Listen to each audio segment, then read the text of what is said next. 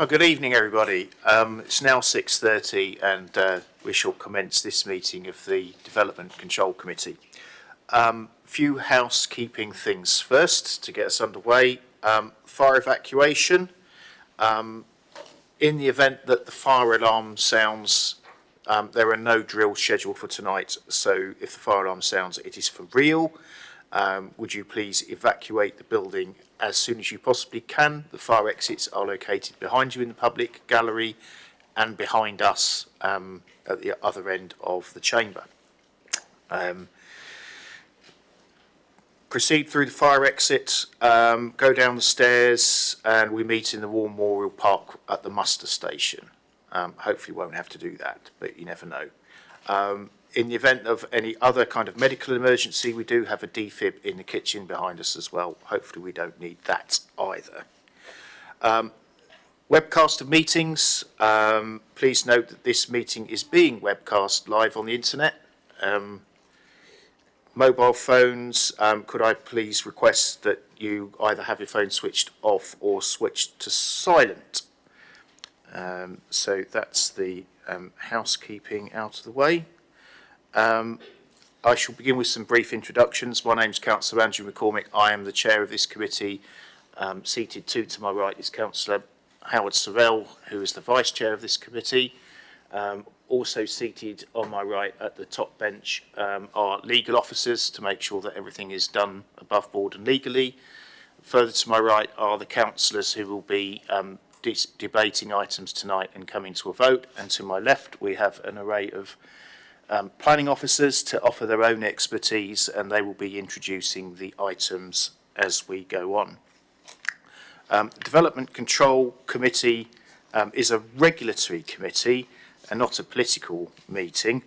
The decisions that we will be making tonight will be based on planning law. We shall use for guidance policies as set out in our own local plan, neighbourhood plans where applicable, and the national planning policy framework. We are guided by those. We will be needing to have policy-backed reasons for approval or refusal of the items under consideration tonight. Each item will be introduced by one of the planning officers to my left. We will then have speakers invited in order. Each set of speakers will be given a total of 4 minutes to speak. We'll first have parish council representatives where there are any lined up to speak. Objectors will have 4 minutes total. Supporters will have 4 minutes total. We'll have any ward councillors that are lined up to speak tonight. After that, at each point, the councillors will be given the opportunity to ask questions of whoever's submitting on the night. After all the submissions, there will be an opportunity for councillors to ask questions of officers. We'll then move into a debate of each item, and then at the end of that we'll move to vote, and the vote will be recorded, the decision recorded, before moving on to the next item. Committee members will have read papers and may well have submitted questions in advance. If there aren't any questions, it's probably because they have already submitted them in advance, although we do have an update paper, set of update papers that were produced later today, so there may be some new questions arising therefrom. I think that's it. So I understand planning can be emotive, and just ask that everyone remains polite and professional throughout the meeting. And without further ado, we shall open for main business, which is apologies for absence and substitution. So I have recorded apologies for Councillor Miller, Councillor Durant, and Councillor Bound, who's been substituted by Councillor Bowes. Welcome to DC. Do I have any declarations of interest at this point? Councillor Howard Sorrell. Thank you, Chair. Item number 6, I am a neighbour of the applicant, so I will step out for that application when we hear it.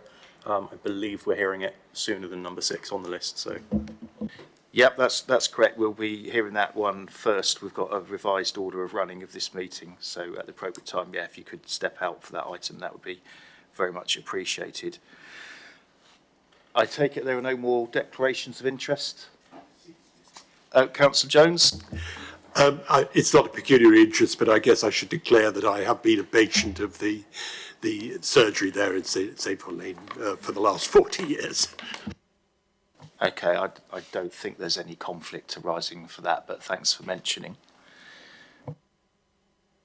Okay, moving on. Are there any urgent matters that we need to consider? There are none. Okay. Minutes of the meeting held on the 12th of February. Questions for accuracy. Do I have a mover for the minutes? Councillor Phillimore. We have a seconder, Councillor Court. All those in favour, please show. Okay, I shall sign those as a true record. Which moves us on to main business for tonight, which is planning applications, and with a revised order of schedule for tonight, I would like to start with item number 6, which is the Woodlands at Chinham. And could we have the officer introduction, please? Thank you, Chair. The first item before you this evening is 41 The Woodlands, Chinham, Hampshire, RG24HGW.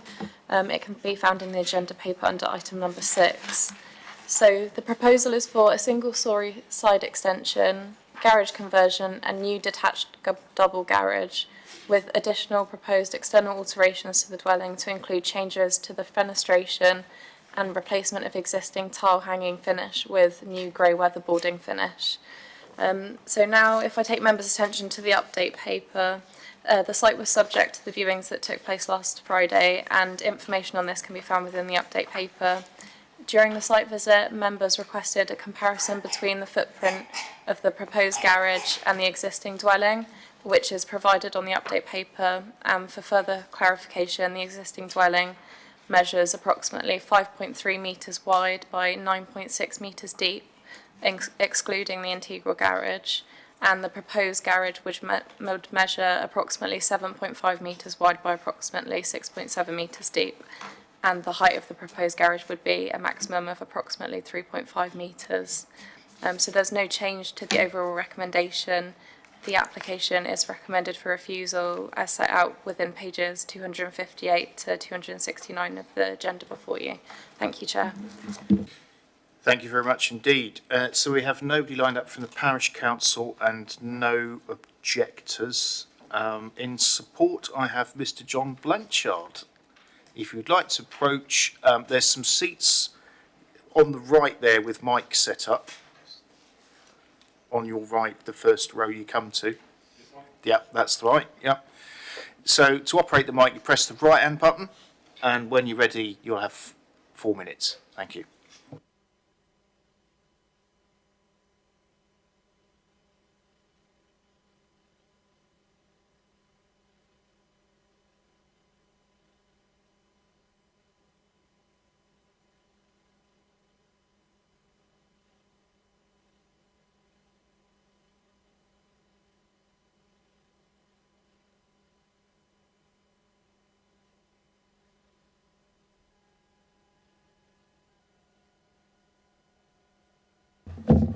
I'd like to start by thanking you all for having me here today and for coming out to my property.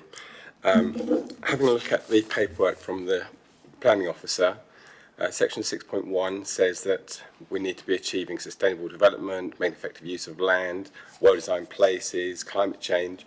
Well, having a garage with a green roof on top, I think covers everything in that section. And then draw your attention to 2.1. Councillor Jonathan Jenkins supports this. He thinks it will add to the area and also might encourage other people, instead of putting pitched roofs, go for green roofs, which again are better for the environment, which I believe this council, has actually said they are a fan of doing things in a more green, sustainable way.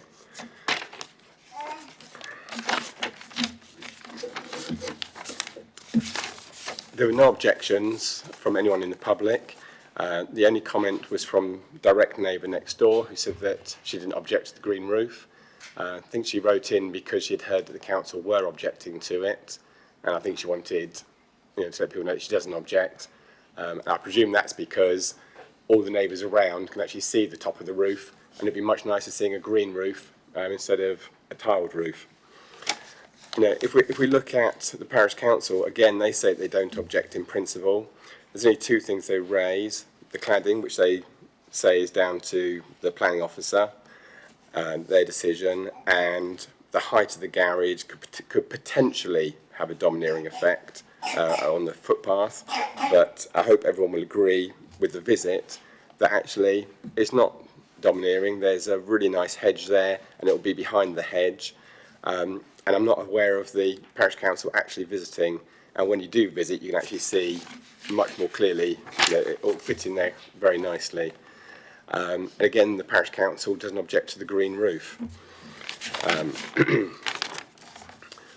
When we go to 8.8 with the planning officer, they say that although the cladding is different to everything in the within the neighbours, they also go on to say that neighbours are made up of all kinds of different finishes, and so the last line says that it would be considered acceptable.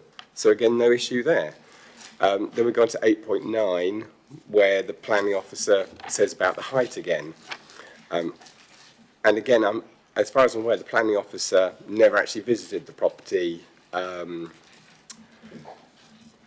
Beatrice Malamar, who's written this. So again, she hasn't seen exactly how nicely it would fit into the location. It says that garage is forward of the building line, which she says is unusual, but when you came out, I provided you all with photos just of a couple of roads around where virtually every other house has the garage forward of the building line, and lots of others have grey cladding on them now. So again, I don't see why things are being objected to on this application when they've been allowed everywhere else. They also say that about the existing hedge, would it be retained? Yeah, 1 minute left. I've confirmed the existing hedge would be retained.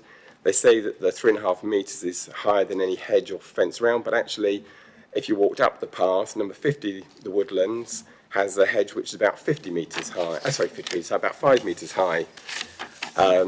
The planning officer goes on to say that they're worried about the flat roof because it's different to the area, but then goes on to say that the green roof would help manage surface runoff, increase biodiversity, and its appearance is welcome. They say it wouldn't be viewable from the street, but it would be viewable from everyone's bedroom windows, which is nice when you're looking out your window to see greenery instead of just slated tiles all the time. Again, thank you so much. I really hope you decide to approve this application. And thank you very much for your contribution. Do we have any questions for Mr. Blanchard, councillors? Sorry, do I press this again? Yeah, press it to switch off. That's great. Yeah. Okay, I don't think we have any questions. Thank you very much indeed for your contribution.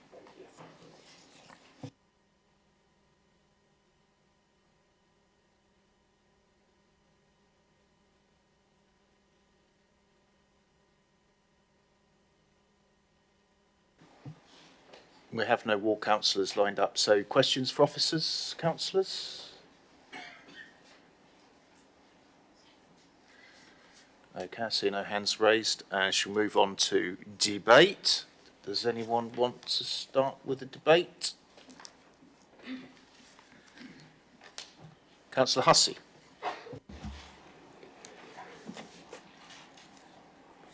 I asked the officers to provide some more information, and it is in the update paper. And from the update, you can see that the footprint of the house, excluding the integral garage, is about 51 square metres, and the footprint of the garage is just over 47. There's not a lot of difference between the two footprints. And for me, that shows the scale and the bulk of the proposed garage.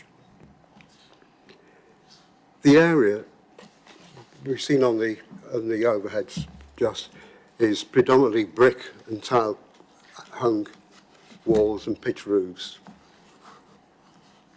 This by its bulk, emphasised by the cladding, which in my humble opinion would be more suitable in an industrial estate, stands out and emphasises the bulk of the garage. I understand that the green roof could only be seen from somebody's bedroom window because there's a parapet round the top of the garage. I don't know if the officers could comment on that at some stage. But all that I've seen and what's in the officer's report, I would move refusal. Okay, so you're moving refusal? Okay. Do we have anyone to second that? Councillor Court? Okay, does anyone want to speak before we move to vote? Okay, we'll move to vote. Those in favour of refusal, please show. 1, 2, 3, 4. Okay, those against, please show. 1, 2, 3. Abstentions? 1. Okay, so that's refused then. Okay, if we could have the decision, please. Thank you, Chairman. To confirm, the application is refused as per the reasons set out within the officer's report.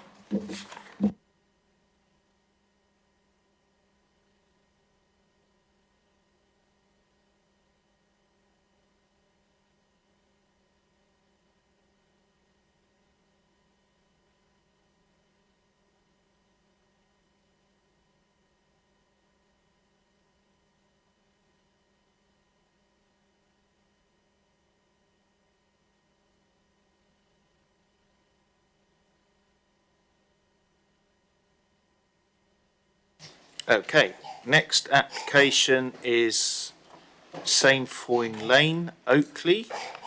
If we could have the officer introduction, please. Thank you, Chair. This is an outline planning application with access only for consideration. The description of development is outline application for the construction of up to 32 new homes with upgraded access taken from Sainfoin Lane and alterations to the doctor's surgery car park. There is an update on the update papers, page 3. Members visited the site last week as part of their visit and raised a number of queries. The update covers the refuse storage, which has been summarised there. The applicant has responded and has resulted in a change to condition 15 to capture those issues. Drainage again was raised, and we're suggesting an amendment to condition 15 and conditions 9 and 10, just to confirm that they do refer to the whole of the red line, not just the lane or just the houses. The applicant has questioned some amendments to the proposed conditions to allow the phasing, because the section 106, which is part of the recommendation, is phased to require that the access, and in this situation, the access isn't just the access from the road into the site as we would normally expect an access to be. The access is from the road into the site all the way up the lane and the works to the doctor's surgery. So when we're sort of discussing access in the section 106 or access in the report, it's from the field where the houses are proposed to go, the works onto the lane and the works to the doctor's surgery. But we're requiring that to be phased so that the access is delivered before any works take place in the field to deliver any houses, apart from if the drainage, proposed drainage attenuation basins are required for the drainage of the road, they would take place in the field, but that ultimately there would be no works on the houses until the access from the field to the adopted highway had been delivered. So because of that, the applicant asked for some phasing to be introduced into the prior commencement conditions, which officers discussed with the contamination team and the ecology team and the archaeology team, and they were happy for works on the lane to be phased, but that everything had to be researched if there was any drainage attenuation ponds. So that's what the conditions are amending. Also, condition 14 was amended to to explicitly state radon needed to be considered as opposed to just gases. So that's an explanation. Also seeking a minor amendment to condition 1, just to confirm that the indicative layout on the access plan for the car park isn't actually approved by that plan. The car park is approved by the car park plan. It's just that we noticed that it was a previous iteration of the doctor's surgery layout that's on there. And also a visibility display condition for the proposed replacement hedge on the doctor's car park would go in as well. Other than that, there is no more really. It's all in the report. Thank you. And for the avoidance of any doubt with the committee, when we visited refuse storage, that's mentioned in the update, isn't it? Yeah, page 3 of the update, and then that has subtly amended condition 15, which is on page 7 of the update. Previously we had that the disabled parking space should be marked out, and we're saying that it should be and access to the building should be free of any obstruction, e.g. refuse storage bins. And also for the avoidance of doubt, the drainage condition covers the doctor's surgery car park. Yeah, we added condition page 4, but it's actually condition 9, so it runs into page 5, just above the reason. We put in, for the avoidance of doubt, the scheme has to include all land within the application red line.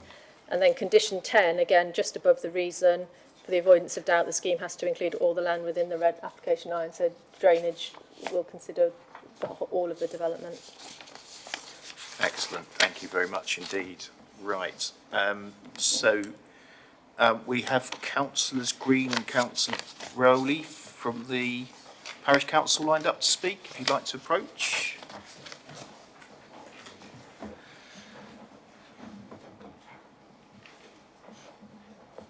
Welcome to Development Control. When you're both seated, you'll have 4 minutes between you, and to speak, you operate the right-hand button. Thank you. Thank you, Chair. Members of the committee, thank you as well for the opportunity to speak today on behalf of Oakley and Dean Parish Council. Whilst we recognise the need for appropriate sustainable development, this application presents significant concerns that remain unresolved. These must be addressed by the applicant before this application can be approved. Number 1, impact on the doctor's surgery and its viability. This proposal directly threatens the viability of Oakley's doctor's surgery. A significant strip of the car park is being removed, reducing available spaces. The report incorrectly states the parking requirement by using outdated figures that do not reflect the current number of consultation rooms at the doctor's surgery. The new layout reduces capacity to 22 spaces below policy requirements when the correct number of consultation rooms is used. When addressing this, tandem spaces are unworkable as staff need to leave throughout the day for home visits and travel between sites, and this was raised by the doctor's surgery. You've mentioned drainage issues there, but I'm going to say it here as well. Drainage issues and the presence of a septic tank at the end of the car park for the doctor's surgery needs to be addressed as well. Disabled access is inadequate. Relocating bays to the front and changing access to the surgery could have been considered by working with the surgery, but the surgery has not been adequately considered in this application, and these changes risk making it unviable, and that has been raised by the doctor's surgery in a comment. The Oakley and Dean Neighbourhood Plan, Goal 6, aims to improve healthcare services, yet this development undermines that goal entirely. Sanford Lane is a bridleway, and the Hampshire County Council Countryside Service is the statutory highway authority for this public right-of-way. A previous LDPO application for curbstones on the bridleway was refused because planning permission was required. Hampshire County Council Highways confirmed that the Countryside Service has jurisdiction, setting a clear legal precedent, and that was confirmed in the LDPO application. Countryside Services objects to intensifying vehicle movements, yet their objection is not being given proper weight in the officer's report. If access is not legally or practically feasible, then this development is not feasible either. If this is ignored and approved, then the access must be built to an adoptable standard and offered for adoption, with no extra cost placed on new or existing residents, and that's important. Planning policy and compliance concerns.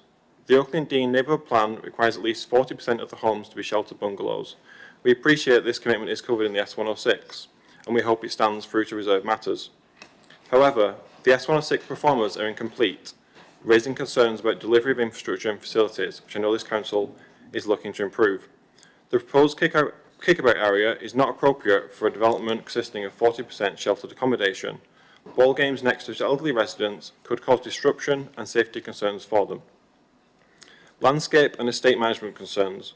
The cost of a landscape management plan and woodland areas must not be transferred to new or existing residents as estate charges.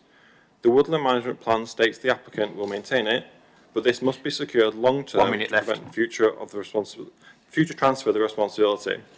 The landscape areas should be offered for adoption with an appropriate community sums paid to ensure proper long-term maintenance. Planning balance and decision-making issues. The officer's report gives weight to Hampshire County Council, despite Countryside being the Highways Authority, the actual statutory consultee. Their objection must take precedence. The previous LDPO refusal confirming that planning permission is required for works on Sandford Lane means this access proposal cannot be approved without full legal and planning scrutiny. The officer's report suggests legal issues around the bridleway are separate from planning, yet access is the only non-reserved matter in this application. If the access is not deliverable, then the development is not feasible. The doctor's car park arrangements do not comply with policy, and the applicant should work with the surgery to resolve these issues. Changes that make the surgery unviable demonstrate the tilted balance against development. In conclusion, too many critical issues remain unresolved, particularly around healthcare access, highway safety and planning compliance. The Parish Council urges the committee to reject this application unless these concerns are fully addressed. Thank you. Thank you very much for your contribution.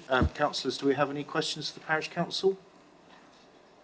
No, I think you've got away with that. Thank you very much indeed.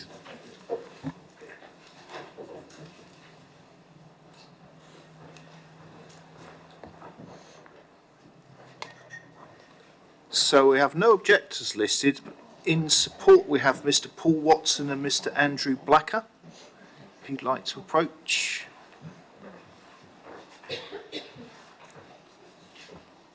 Welcome to Development Control. When you're seated comfortably and operating the mic, you will have 4 minutes. Thank you.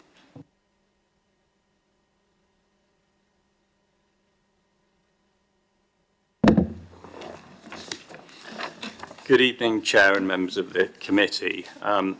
This site is allocated for development in the Oakley and Dean neighbourhood plan, as you're aware, having been found sound by the independent plan examiner. The application seeks outline permission with all matters reserved save for access to enable the construction of 32 new homes. 13 or 40% are to be affordable dwellings provided in the form of sheltered bungalows. Although the site is allocated for 35 dwellings, following pre-application discussions with officers and consideration of the technical requirements to be accommodated, including the multifunctional green space, sustainable drainage, biodiversity net gain, and a general desire that this site is high quality and has a spacious layout, it's been determined that 32 dwellings is the correct number for this edge of settlement site. The officer's report confirms that the council is unable to demonstrate a 5-year housing land supply. This is standing at 2.94 years. This means that the presumption in favour of sustainable development or the tilted balance is engaged. This proposal would make a valuable contribution towards the housing supply and on an allocated site.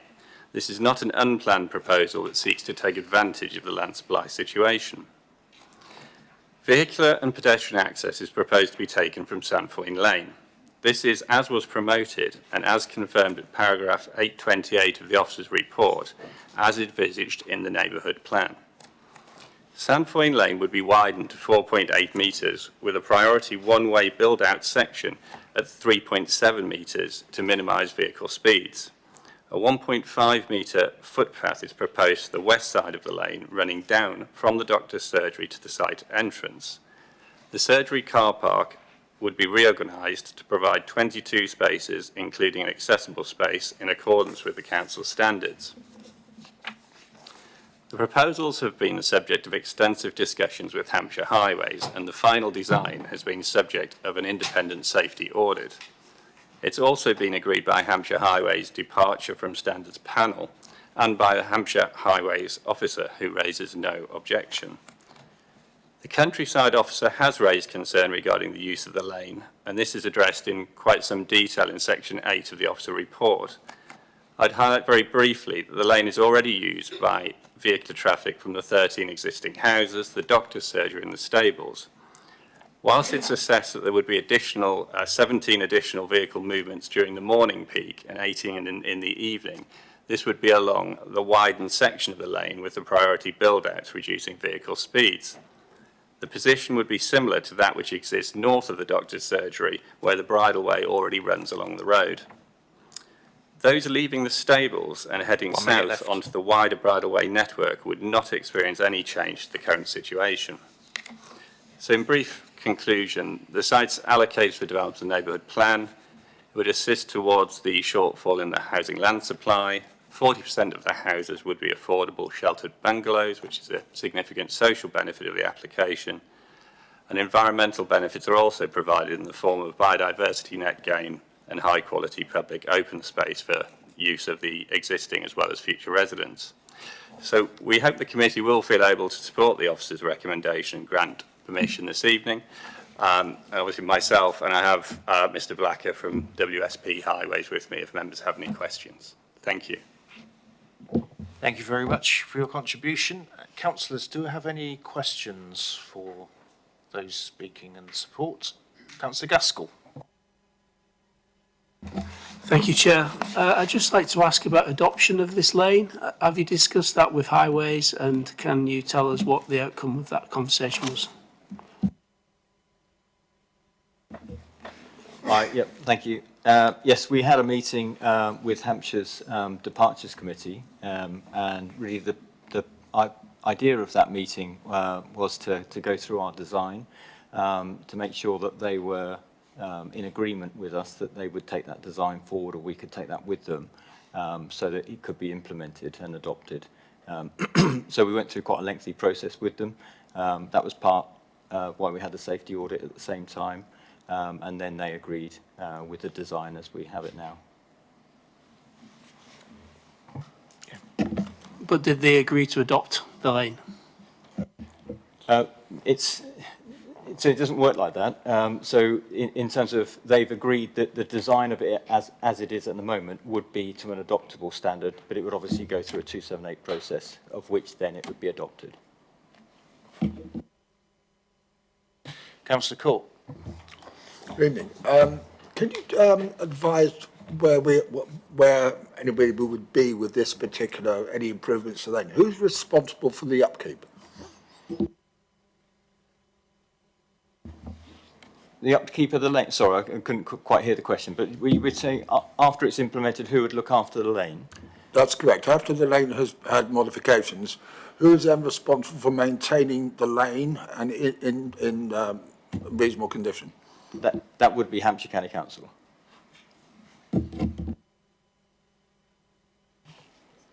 Councillor Jones. Yes, the question really is, it obviously may be covered by the construction method statement, but I think we're only discussing tonight the grey area of the access. I don't know if we've got the other drawing. Assuming that we're using reasonably large vehicles, there's no sort of turning head at the end there. Are they actually going to be able to get out of the way to satisfy condition 6, which basically requires you not to obstruct this access? Construction of the access, obviously, or the lane, will be difficult because obviously it is in use. But obviously it can be done. There is a widened section of it, so they would work on one side, and then as they complete one section of it, they can then move across to the other side. In terms of turning, they've got the end where the field is. I'd imagine that they would go in and use that area there. They would use that area where the field is to put compound and storage to keep things away from the lane while they're doing the construction. Sorry. I guess it's to ensure that that area at the end there is not obstructed in the field, so that it is possible to turn there. Was that a supplementary question?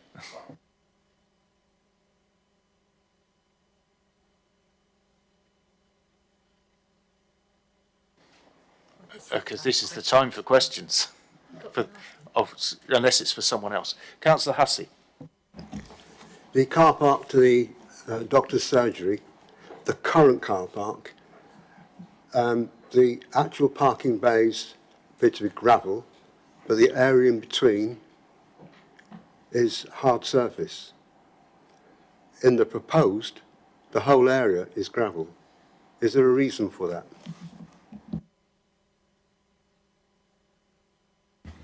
No, there isn't any particular reason. No.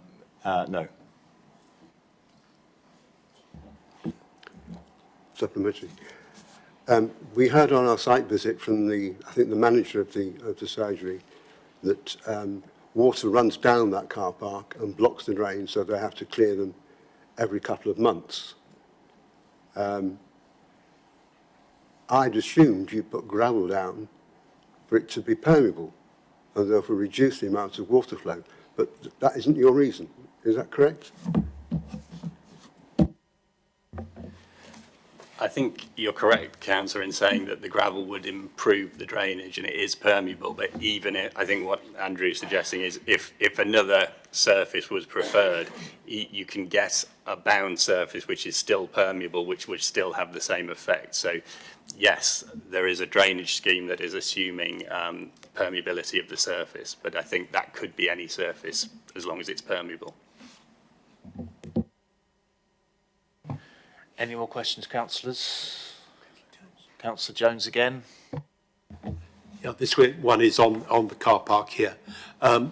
If we went to the existing car park, you'll see there's basically their access there to the surgery, which there's one with steps and another slope for disabled access.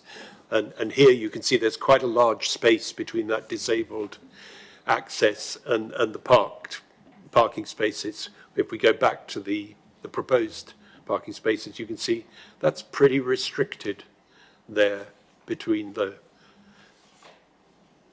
the upper parking space, the rightmost upper parking space, and the sloping access. Are we satisfied that will provide adequate disabled access? Certainly, I've seen people park in that space in the past to get disabled access.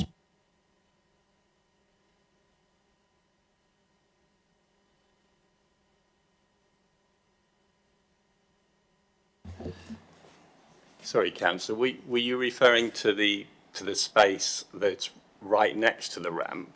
Because that's a sort of noted as staff space. The accessible space is the one that's to the upper side of the building, as we're looking at that, to the what will be the east side. I think he's referring to space 22 and the curb, where you've got disabled access into the building. The distance between the corner of that space and the curb doesn't look very great. To the end of that row. So the accessible space is at the end. They would still be able to come round the back of where the staff space is and access the building still. There,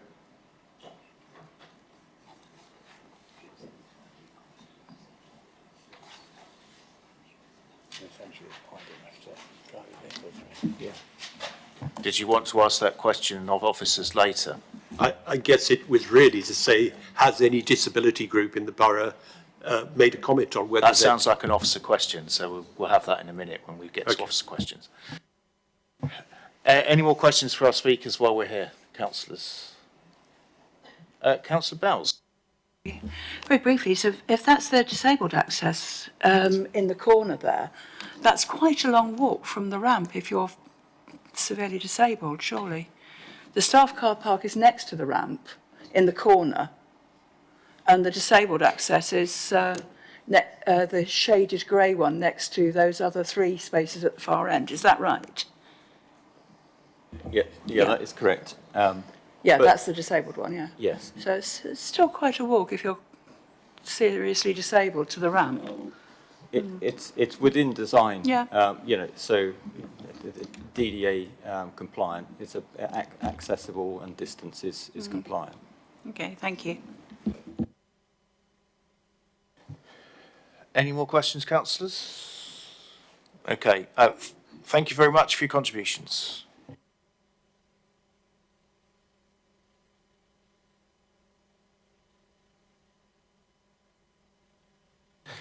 So we have no ward councillors lined up for this one, so the next phase will be questions for officers. Councillor Phillimore? Thank you, Chair. Really, I want to address the page 83, 8.17, 8.171, where we talk about nutrient neutrality again. Can officers tell us where the 5.19 hectares of land are going to be removed from agricultural use and planted as woodland? Is that within the borough, or is that within the site, or where? I'll just get the plan. This figure 2, which is in the agenda, the red line is the red line of the application site, and then the 1A is oak and beech, 1B is kept clear for power lines, 1C is sweet chestnut, and 2 on the other side of the lane is small leaf lime. So it's adjacent to the site. I've got a supplementary to that. Are we confident then that we won't be discharging any extra water into the River Test? Because currently, as we speak, Southern Water are bailing sewage out of Freefork as we speak. I can't confirm where Southern Water discharge sewage. The sewage treatment plant that's just, if you go to the location plan, we've had confirmation is decommissioned and there's no plan to bring it back into life, which is just on the north of the Blue Land on the left-hand side. There is a sewage treatment plant that works there. I got confirmation from Southern Water, it's in the consultation responses, that is shut down. So if there's any other sewage discharge coming from there, then I'm not aware of it. But in terms of the management of that woodland, it's in the section 106, that it would be based on the principles of the woodland management document that was provided. So the section 106 will take it one step further in terms of perpetuity, funding, maintenance, but in terms of it's in the heads of terms, so they're on page 32, that the woodland to be delivered, maintained and retained in perpetuity in accordance with the principles contained within the woodland creation plan, but the section 106 would be much more detailed than that. Sorry, one more question. Who's responsible for maintaining that woodland then? Well, that would be secured through the section 106, and the planning permission wouldn't be granted until the section 106 was signed, stating who was going to be maintaining that woodland in perpetuity.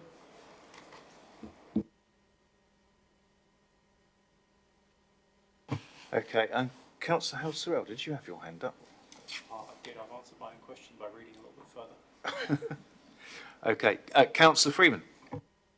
The speakers from the parish council mentioned a septic tank at the doctor's surgery, but I can't seem to find it on the plans at all. Are we aware of this, and how does that impact everything? I'm not aware of any septic tank at the doctor's surgery. It would be part of the construction, I imagine, management. If they're taking stuff away, there'd have to be an agreement for everything to come through and forward. But we're not always aware of septic tank issues. They're often found on sites after planning permission's been granted. Yeah.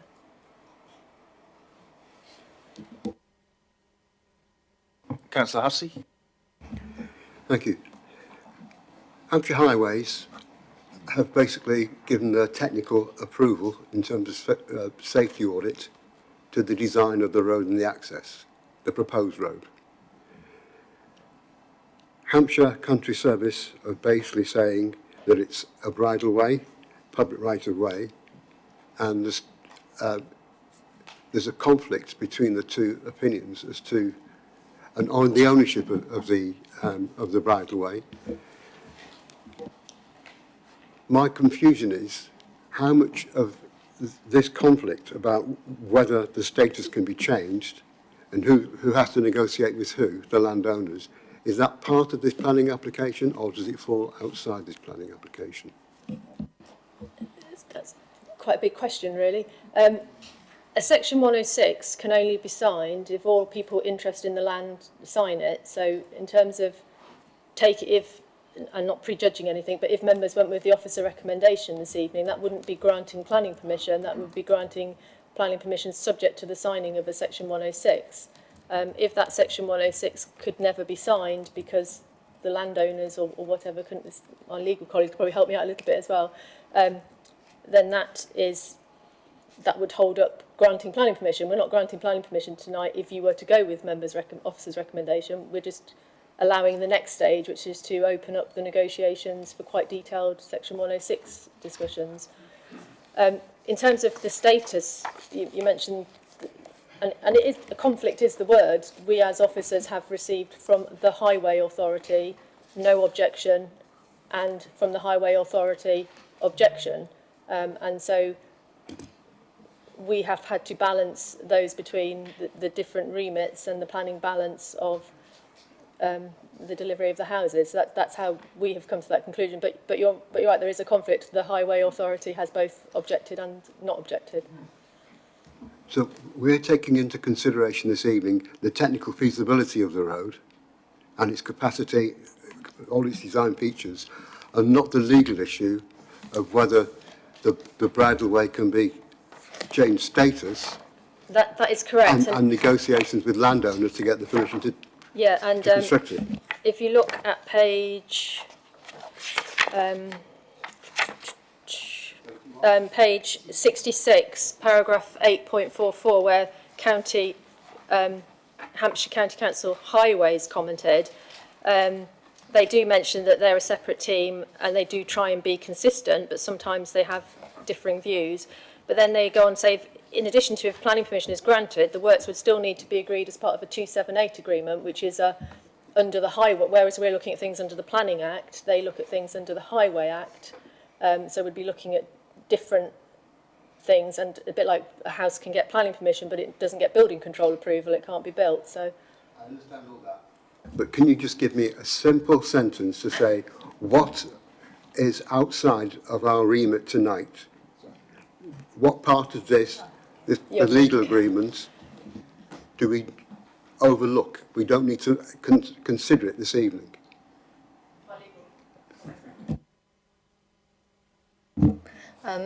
So in terms of the 106 agreement, the landowners for the area of land of the accessway will need to join in the 106 agreements.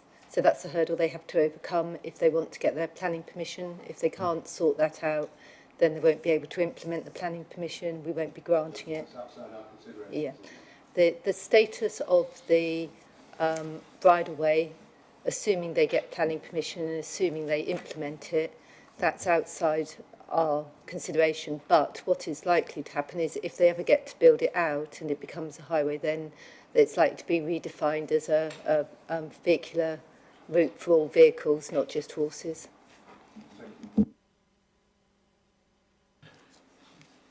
Councillor Courts. Thank you, Chair. Can I just build on that previous question? Where do we stand with the equestrian users who have a right to use that bridleway at the moment? Will they be barred from using it, or what? I'll take this one. No, they won't. You frequently have, lower users having a right to use a highway, which is a higher sort of use. It just means that pedestrians, horses and vehicles will be able to use the route. Can I just point out the map that's on there at the moment to show the current bridleway runs from Pardown at the bottom, and as it travels up, it is actually still a bridleway up to Hill Road on the definitive map in county.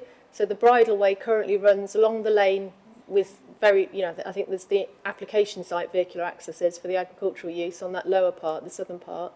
Then there's the middle part, which is still bridleway, not highway, or not road, it's still bridleway is highway. But that's where all the houses are and have all their accesses, and the doctor's surgery. And then the final part, just north of the doctor's surgery, is adopted highway, but it is still also a bridleway on the definitive map. It runs all the way through. So it shows that the state that it's both a road and a bridleway.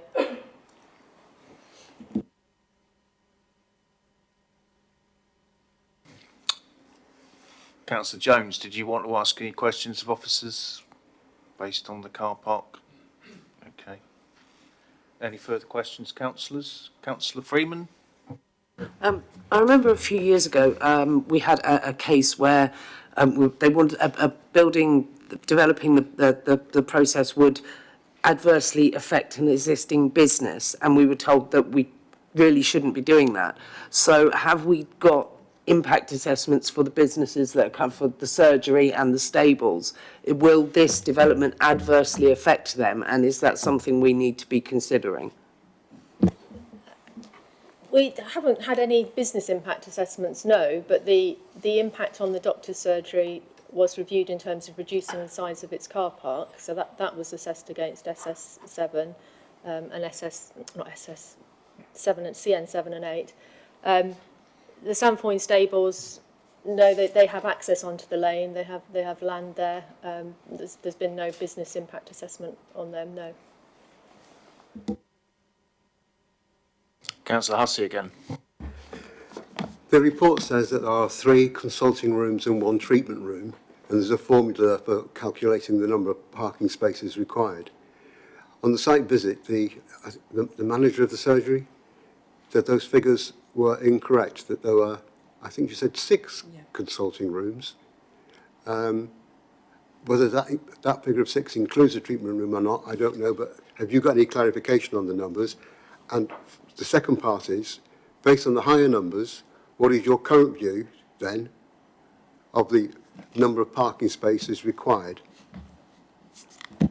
We went back to the original plans that gave planning approval for it and counted the number of rooms. But if rooms have changed their uses and there is more than the stated 4 on the plans, then the current parking situation is serving those 6 uses, and the proposed car parking situation is 1 space less than the current situation. So as officers, we were saying that the delivery of the houses and outweighs the harm of the loss of the 1 space, given that we also are requiring that the parking spaces be marked out and aligned, whereas currently they're a free-for-all, so it's more efficient use of the land, even though there's 1 space less.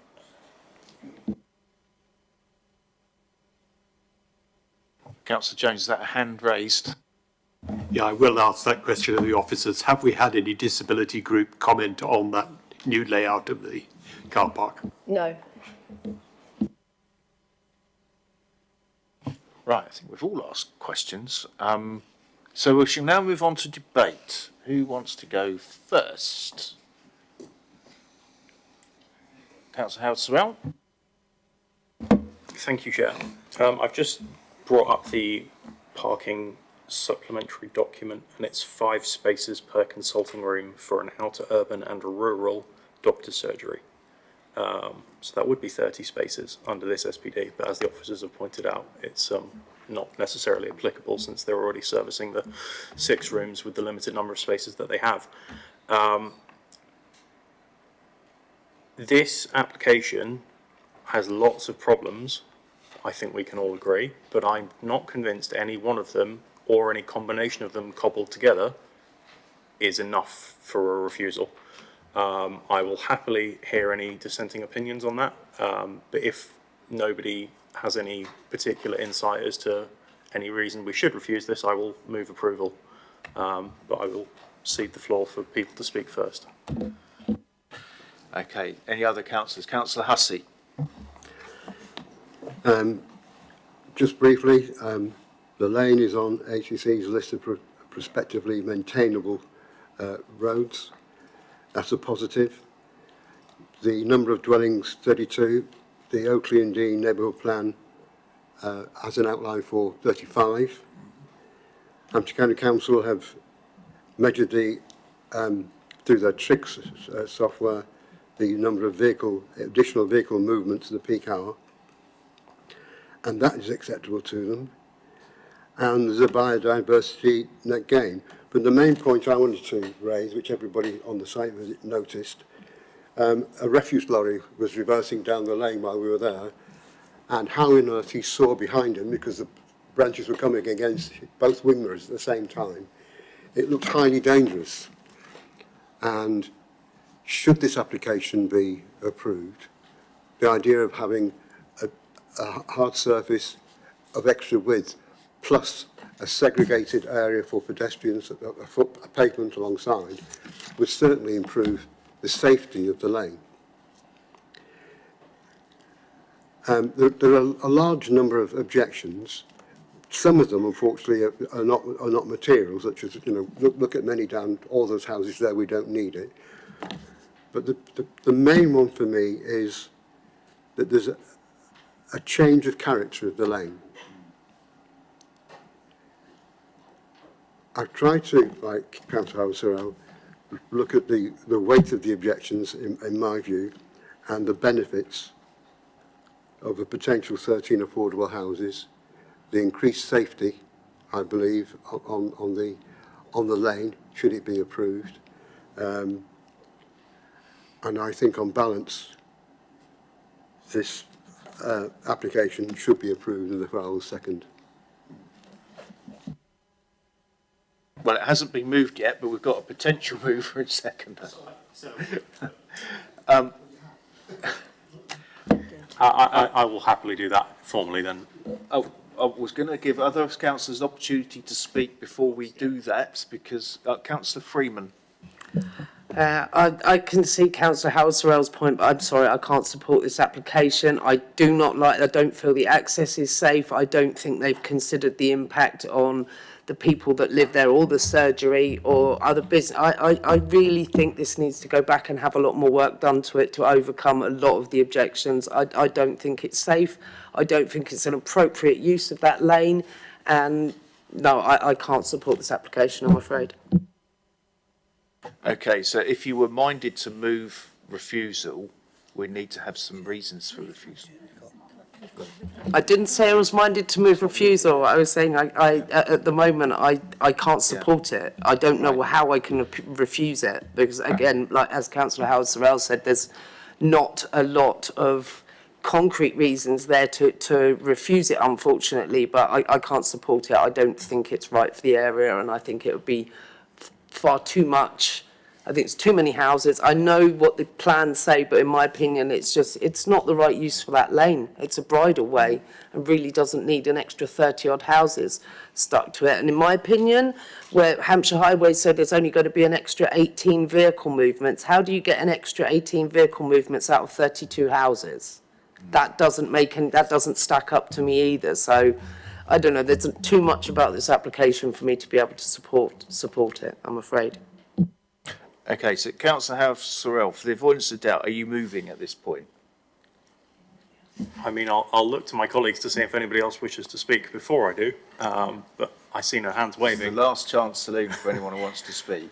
Councillor Court. I'm looking at the big issue on this site, and that's the access. There's so many questions left unanswered on this, to basically down to HCC in various forms. At the moment, we have not actually got a clear green light to say it's okay from all aspects of HCC.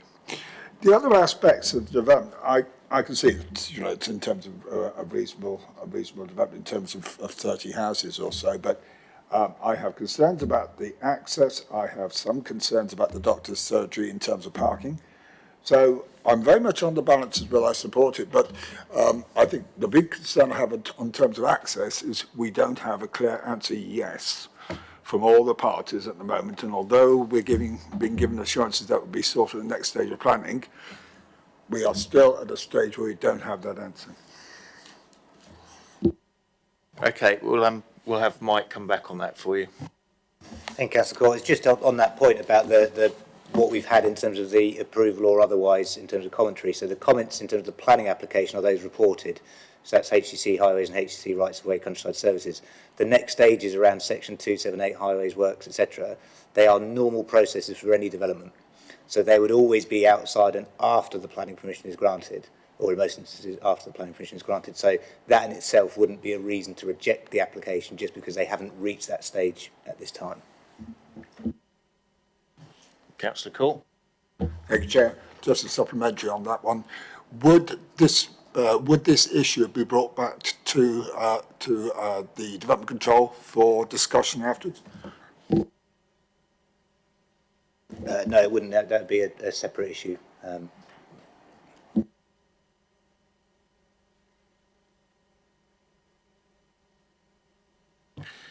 Okay, we don't appear to have a proposal for refusal or any reasons for refusal. Councillor Howard, are you happy to move your recommendation? Yes, I'm happy to do, well, I'm not happy to do so, I'm willing to do so.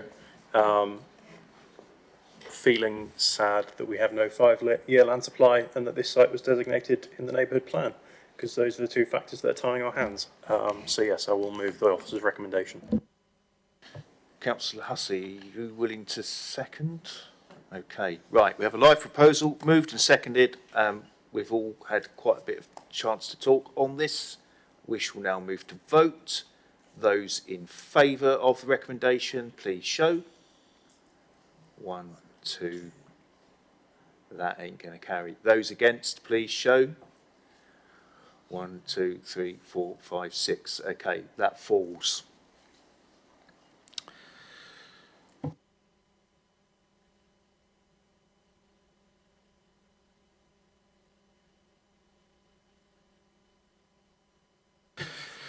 Okay, so we now need a proposal for refusal, backed up with reasons for refusal.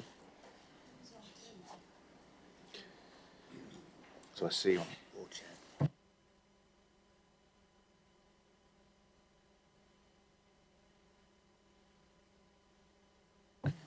If you're reluctant to move tonight, we can defer it if you've got any additional information you want that's not in front of you tonight.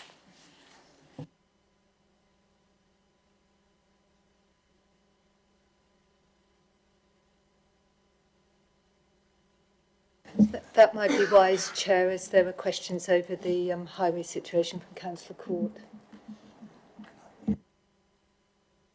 So just to add to that, to assist the members, if that is the issue that's perplexing members at this point in terms of us seeking further information from Hampshire Highways about next stages, then we could certainly bring, I don't know at this stage what further information in terms of what's already been presented, but we could certainly ask the question about whether there's any further information that they can provide to explain those next stages and how they effectively sit outside and what that process is. Councillor Hussey. I don't think it's extra information. I think it's more clarity in what they're actually saying, because they seem to say half a dozen of one, 6 of the other. It's not clear and precise what they're actually saying, not in layman's terms.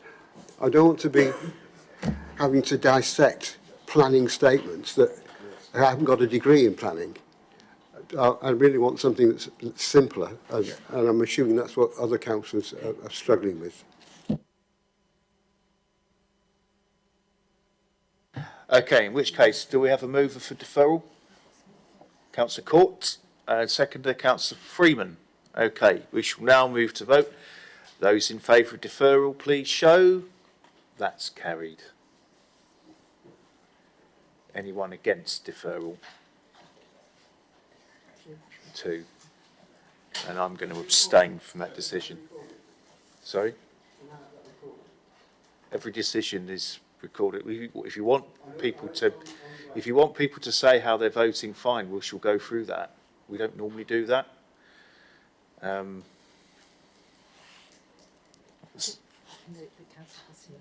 We can note your position. That's how we normally do that. Okay. Right, okay, so that's deferred. Can we have the decision, please? The application has been deferred for determination for another future meeting, and just to be clear that the reason for the deferral is for further information from Hampshire Highways to explain, I've got the next steps, and also to explain the differences between their objection and their support. Clarity. I think that's key because they're the two statutory consultees, so we don't know how to apportion weight and come at a decision on it. Right, thank you everybody for that. We shall now move on to Ash Park Overton. So if we could have that introduced, please. Thank you, Chair. This application seeks planning permission for the demolition and replacement of Ash Park House partial demolition and alteration of courtyard buildings and the provision of an indoor swimming pool, removal of commercial units formerly used as a bottling plant and associated landscaping works at Ash Park Estate, Overton. By way of update, the applicant has provided all members of the Development Control Committee with a document summarising the proposals.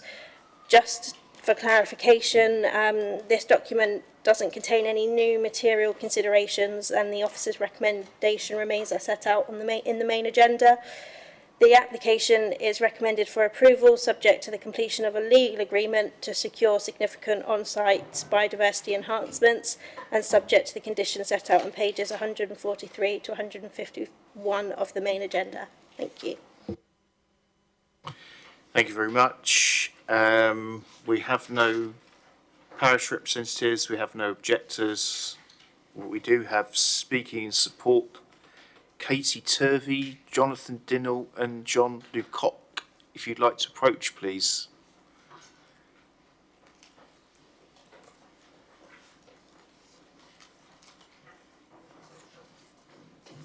Welcome to Development Control. When you're all seated and ready, you'll have 4 minutes between you, and it's the right-hand button to operate the mic. Thank you.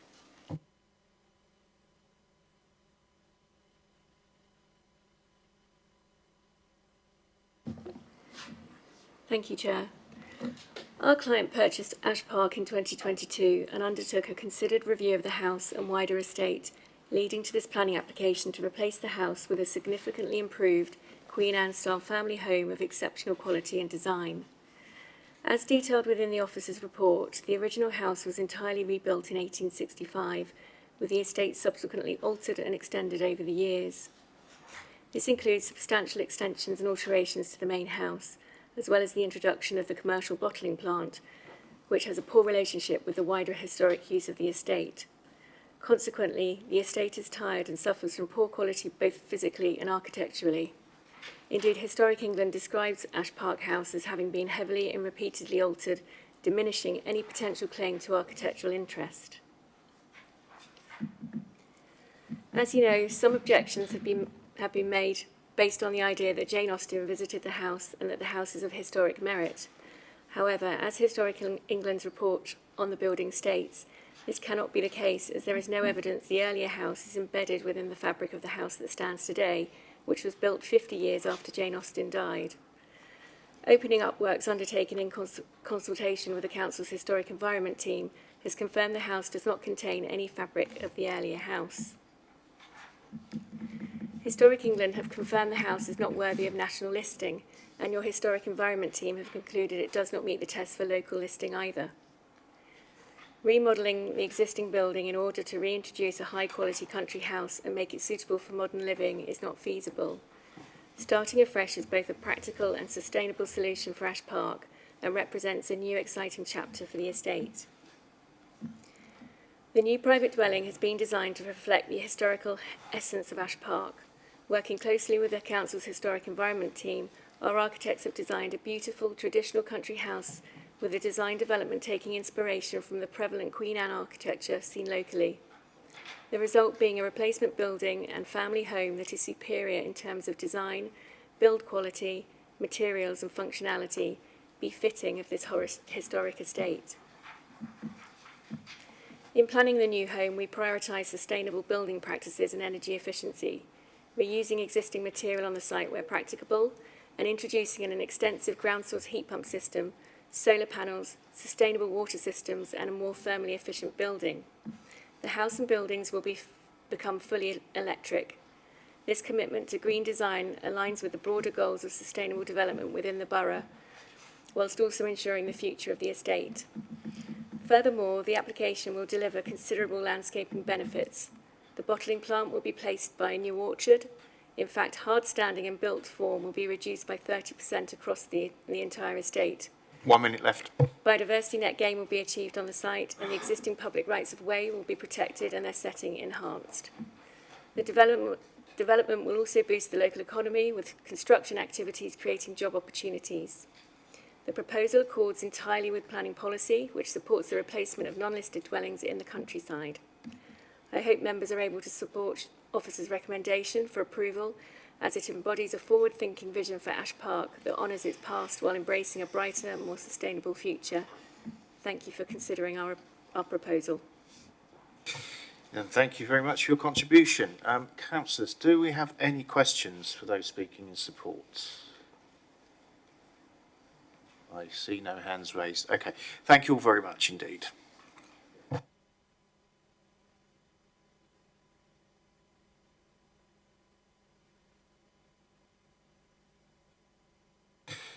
So we don't have any more guest speakers on this one. So open for questions to officers. Do we have any questions for officers, councillors? Councillor Court. I was reading about a non-designated historical asset. Can you just clarify exactly what that is, please? They are assets of either historical or architectural merit that wouldn't necessarily meet the standards to be listed by Historic England, but otherwise the council might consider them to be of importance historically. But in this instance, because the main house has been so heavily extended in the past, it's considered that it doesn't meet the criteria to be considered as a non-designated heritage asset. The only the existing arts and crafts cottage that is on the site is considered by the historic environment team to meet that standard, and that is to be retained as part of the proposals. I'll just ask a supplementary on that one. So the actual building is proposed to be demolished, and what the report says is we will, in terms of the borough, we will not lose anything from that being demolished in terms of historic interest now or in the future. That's correct. There is wider historic interest from the estate as a whole, but the existing property that is to be demolished, not. So yes, you are correct. There would be no loss in terms of heritage, and the arts and crafts building would be retained as part of the proposals. Thank you. Any more questions for officers? Okay, we shall now move on to debate. Councillor Phillimore. I don't see a problem with this application, Chair. I'd like to move the officer's recommendation. Okay, we have a mover. Do we have a seconder? Councillor Freeman. Okay, nobody else wishing to speak. We shall now move to vote. Those in favour, please show. Those against, please show. And any abstentions? Okay, I think that's fairly safely carried. If we could have the decision read out, please. Thank you. That application is approved subject to completion of the legal agreement to secure on-site biodiversity enhancements and subject to the conditions set out in the main agenda. Thank you. Thank you very much, which brings us on to Withy Place, Bramley Road, Silchester. And Gemma, if you'd like to introduce that one again. Thank you. Thank you. So this application seeks planning permission for the installation and operation of a 50 MV battery energy storage system, including access and associated infrastructure at Withy Place, Bramley Road, Silchester. The update paper sets out a summary of the committee's site visit carried out last week. And just for information, following the site visit, an additional photograph taken from the public right-of-way to the north of the site has been included within the visualiser, along with some additional photographs taken from Bramley Road.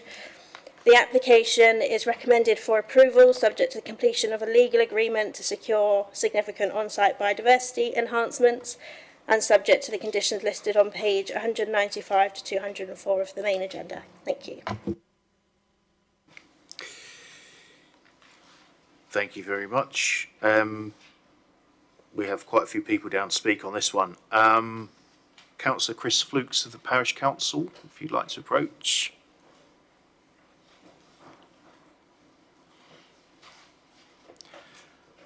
Welcome to Development Control. When you're seated and ready, you'll have 4 minutes. Thank you very much.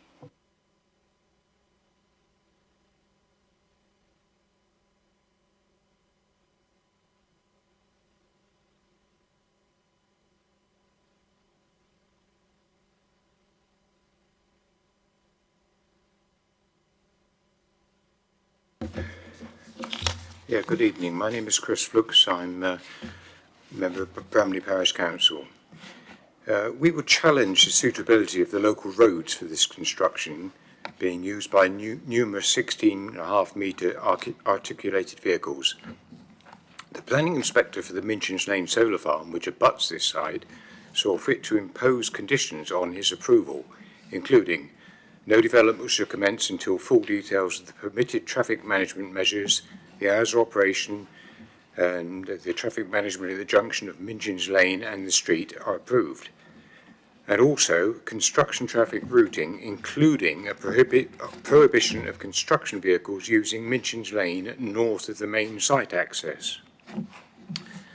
There is a lack of suitable passing places all along the route, and to glibly state in the traffic management plan that, as can be seen on the drawing at Appendix A and as attached at Appendix B, the limits of the adopted highway are plotted on the drawing to demonstrate that all along this route there is scope for minor widening of the route within the limits of the adopted highway without providing any costed plans with which to do so. The Bramley Road to the south of the site is in a very poor state of repair due to regular flooding, as was probably noted during the site visit. Passing places are further limited by obstructions, including tree stumps, some of which are painted in high-vis paint. When it turns north to the site entrance, there are no passing places at all, high hedges and banks on either side. Despite the depiction on EA flood maps, regular users of this route will know that the Bramley Road regularly floods up to about the 61 metre contour, when it is just about passable with caution. Any deeper and it is impassable to normal vehicles.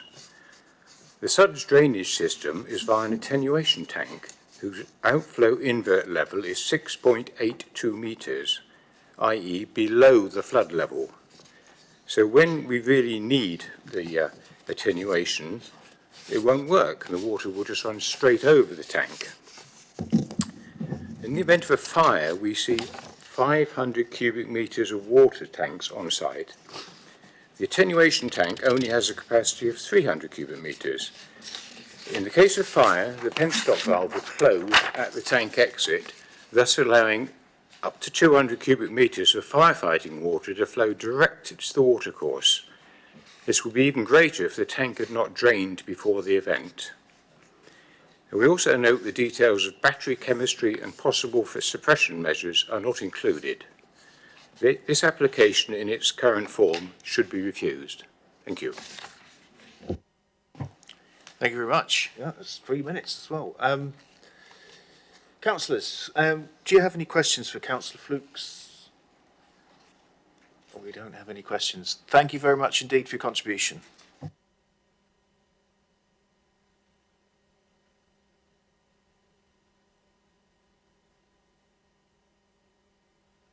So, speaking in objection, we have Mr. Lee Harrison, if you'd like to approach.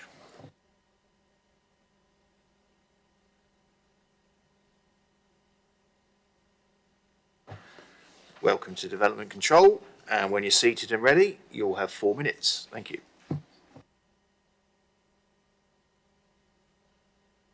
Good evening. Regarding the Planning Officer's report, I want to raise 2 main points: grid connection and site access.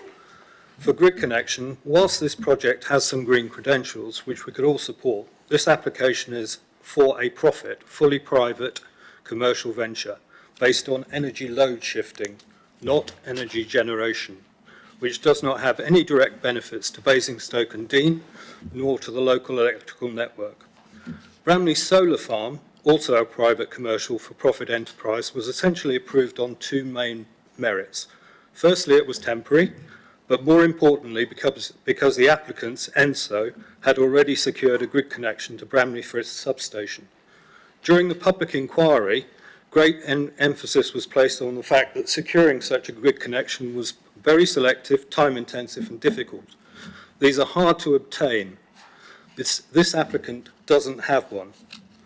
The applicant has identified in the design and access statement that there is only an 11 kV power line in the vicinity, which is marked in red in their report, and which only services the local domestic residences.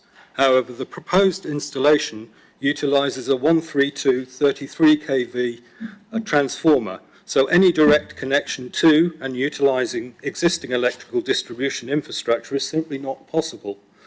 To operate this BESS would at best require a massive upgrading of the existing infrastructure. Who is going to pay for that? There is also no opportunity whatsoever to connect into the Bramley Solar Farm or to leverage its infrastructure, despite its close proximity.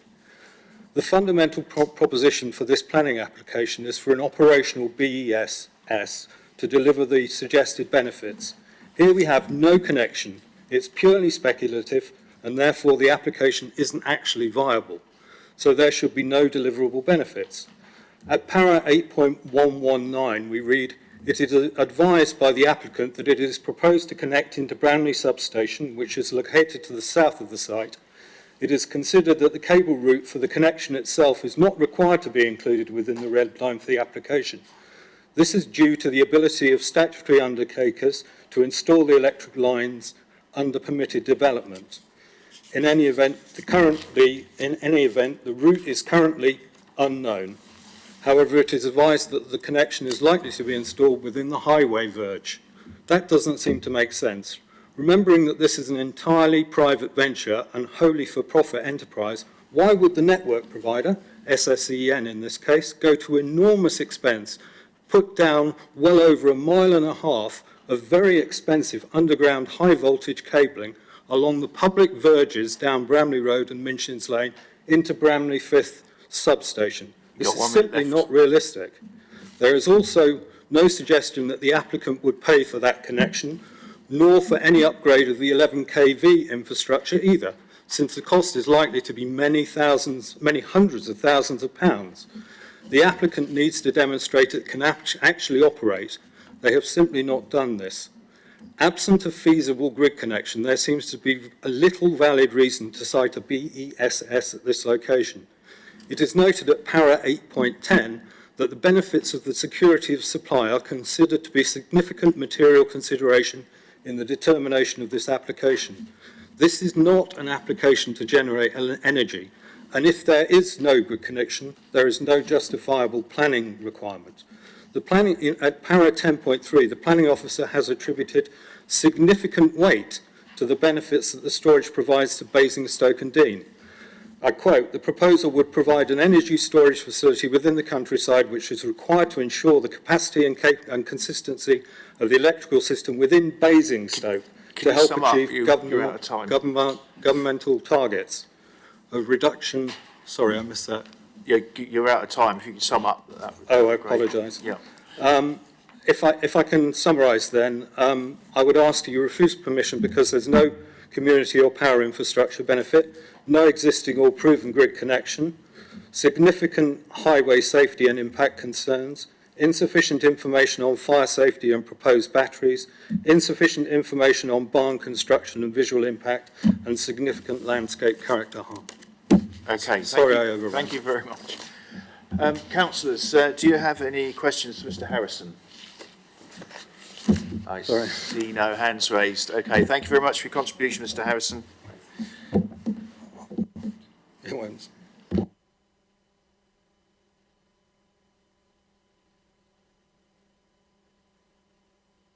Okay, in support, we have Chloe Johnchick, if you'd like to approach. Welcome to Development Control. When you're seated and ready, you'll have 4 minutes. Thank you.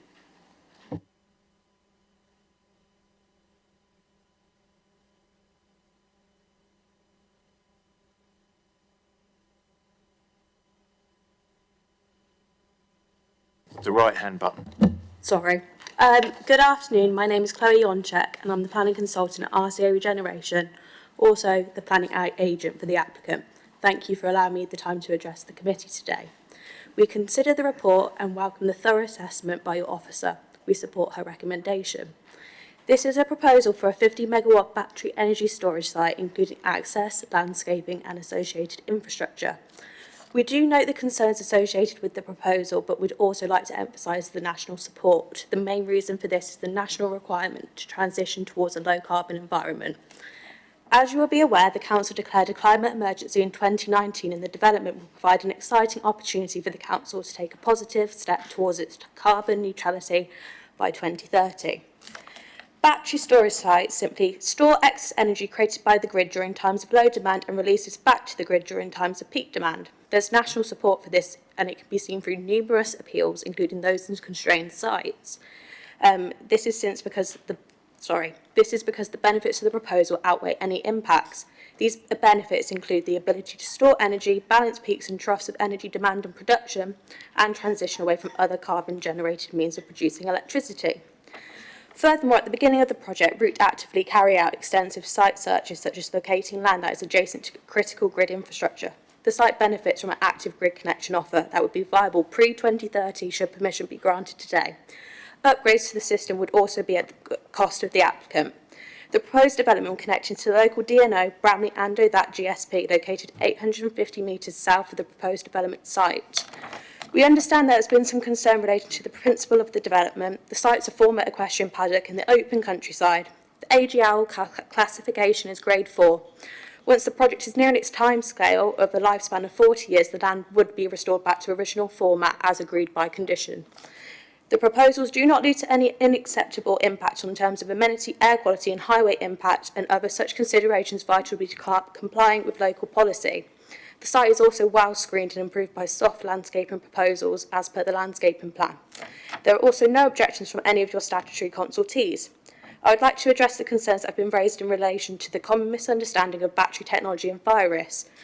I would like to reassure members that fire safety measures have been discussed with the outline battery safety management plan, where it was concluded as far as reasonably practical, the potential hazards associated with this technology have been identified. This will form the initial foundation going forward and will be actively managed throughout the lifetime of the project. As I'm sure you're all aware, battery technology is constantly evolving. The applicants have confirmed that further information would be submitted to the Council throughout the process and construction.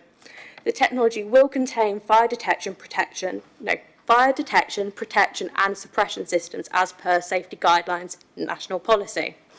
Overall, battery systems are highly sophisticated, have numerous built-in fail-safes and monitored 24 hours a day. Therefore, it's considered that the benefits of the proposed development outweigh the harms and it's deemed to be acceptable. We therefore hope members would support it and approve planning permission without any delay.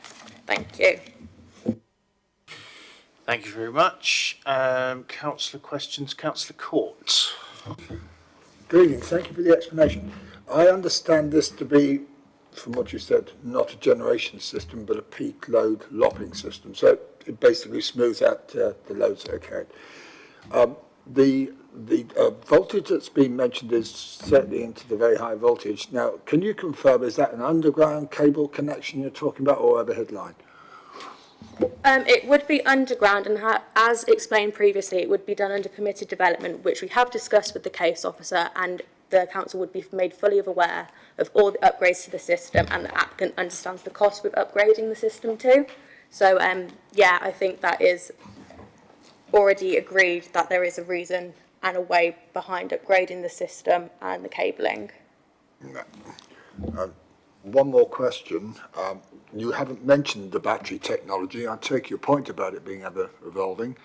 The concern I would have is, for any reason, if there was a battery failure, for whatever purpose, any effluent coming off from firefighting could end up in the watercourse. What assurances have we got that will never happen? Sorry, if you just bear with me. Sorry. Okay. Sorry, yeah, carry on. So, with the risk of contamination of water sources, this would be low because the batteries are raised on bundled or constructed on raised platforms outside of the barn. In the risk of a fire, there's a penstock that would contain the outfall of the water, and it would be moved into an attenuation tank. The attenuation tank can then be tested and removed from the site and disposed of correctly. So the risk of water being contaminated has been mitigated. Yeah, go on. What is the battery technology, please? So the battery technology has already been agreed with the case officer to be updated. Obviously, it does constantly evolve, so I couldn't give you a correct specification as of right now. It would be it would be updated as per the latest format of battery technology at the time when it would be constructed.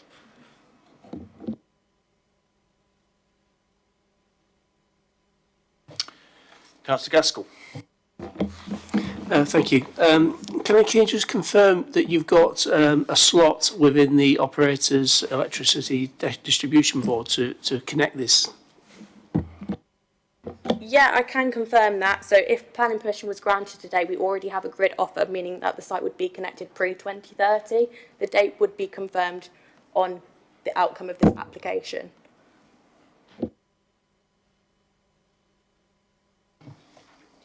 Any further questions, councillors? Okay, thank you very much for your contribution.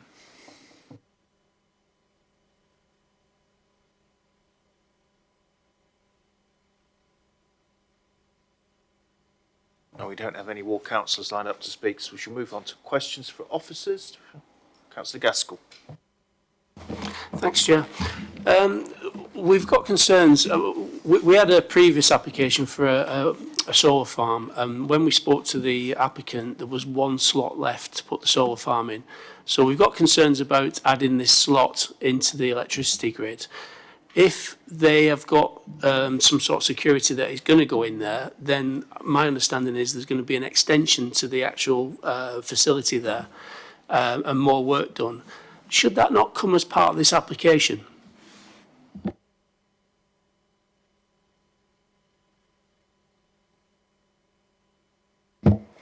If there was anything they need doing after the event, then they would need a separate application for planning permission to do that. So it wouldn't fall with it. We can consider the application on the basis of what's been submitted before us tonight, and subsequent to that, if the situation changes, then we would need a new application. But my concern is that this being built can't work without that connection. So it should, in my mind, be part of the application, because it's no use whatsoever if we don't have that built and that connection in place. So my original question was, should we be considering that connection and that work, that additional work, as part of this application? Well, as the connection can be carried out under permitted development, it's not considered that it's needed to be part of this application, because there is a separate consent that they can do that under permitted development. Like I say, if for any reason the carrying out those works don't comply with the provisions of permitted development, then we would need details of that through a separate application. Councillor Cole. Can I refer the question I asked to the applicant regards battery technology and possible concerns of, shall we say, problems with batteries, ending up with problems with our watercourses? Can I ask you that question? I was told that you have the information. Sorry, was that in relation to details of the technology or the drainage? Sorry. It's both. Okay. So we don't have detailed specifications of the batteries that are proposed. There are several conditions on the application, one in relation to noise, which would require details of the data sheets, and after the product has been selected, that would ensure that the acoustic mitigation was effective for the technology that was used, and also that information would need to inform the fire strategy moving forward as well. So it is covered through the conditions. We don't have that information to hand, but the conditions allow for that to evolve, and we would have control over that through that process. In terms of drainage, as the speaker said, would be a penstock fitted on the outfall, which would, in the event of a fire, prevent any of that water going out into the watercourse. Details of that secured through the drainage conditions recommended by the local lead flood authority as well. And so there wasn't considered to be any concern in that regard. Thank you. Councillor Gaskell. Thank you. Can I just say, I mean, on previous applications, we've brought to attention the fact that there's been no bunding to capture any firewater residue. It's pleasant to see that this has been captured, so thank you for that. My concern is that it's an industrial application and any bunding should go through some sort of hazard operability study to make sure that it's adequate and fit for purpose. Will that be carried out, or can you provide assurances that will be carried out somewhere? It wasn't considered necessary within the officer's assessment, and as it's currently presented, there are no conditions that would secure that. Any further questions, councillors? Okay, seeing no hands raised. We shall move on to debate. Does anyone want to start? No. Councillor House-Sorrell.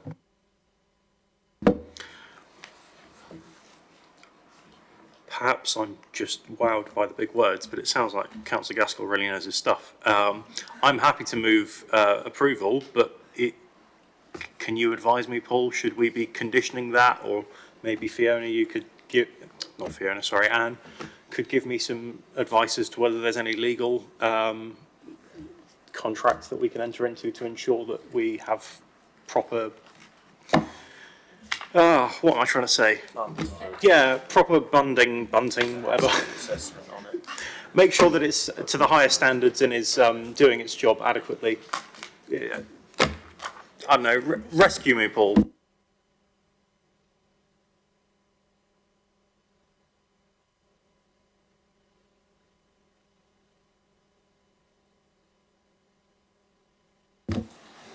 Councillor Gaskell, if we could just seek some clarification on the specific point you're raising, because it's possible that we could capture it within the drainage conditions details to be submitted.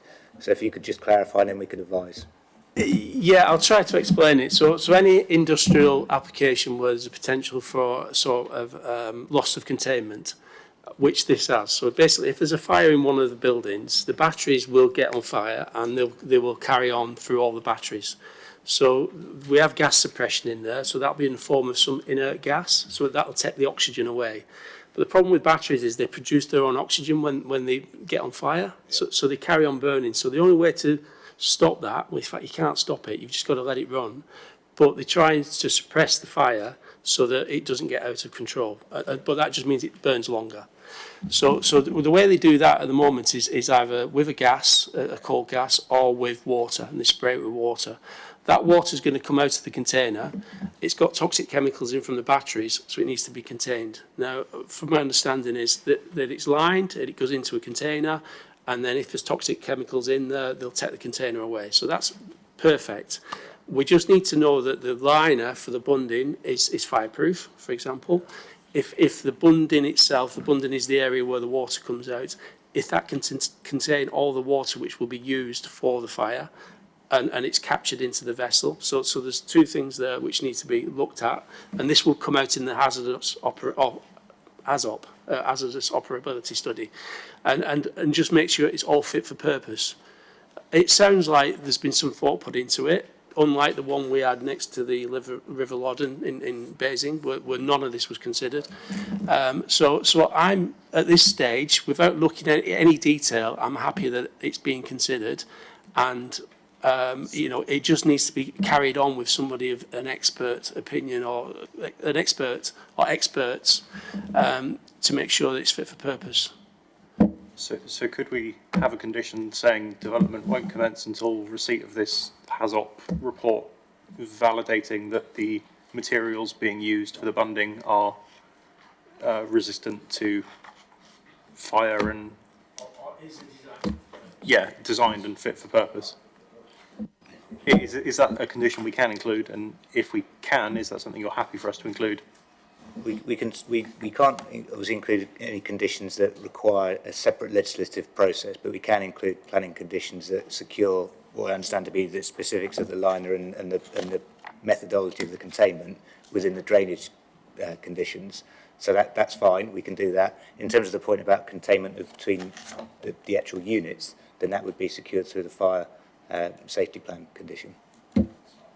That sounds very good. My concern is that because we're looking at it from a planning point of view, it's more of a domestic type review with you or planning committee. This is an industrial application and it needs to be addressed as something will be on any industrial application. And I don't know if that is done within our system, basically.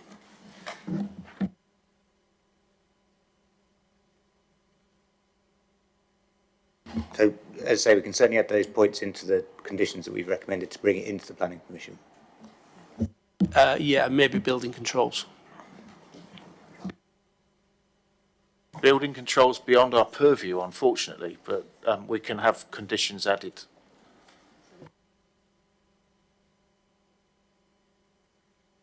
Okay, we have yet to have a live proposal.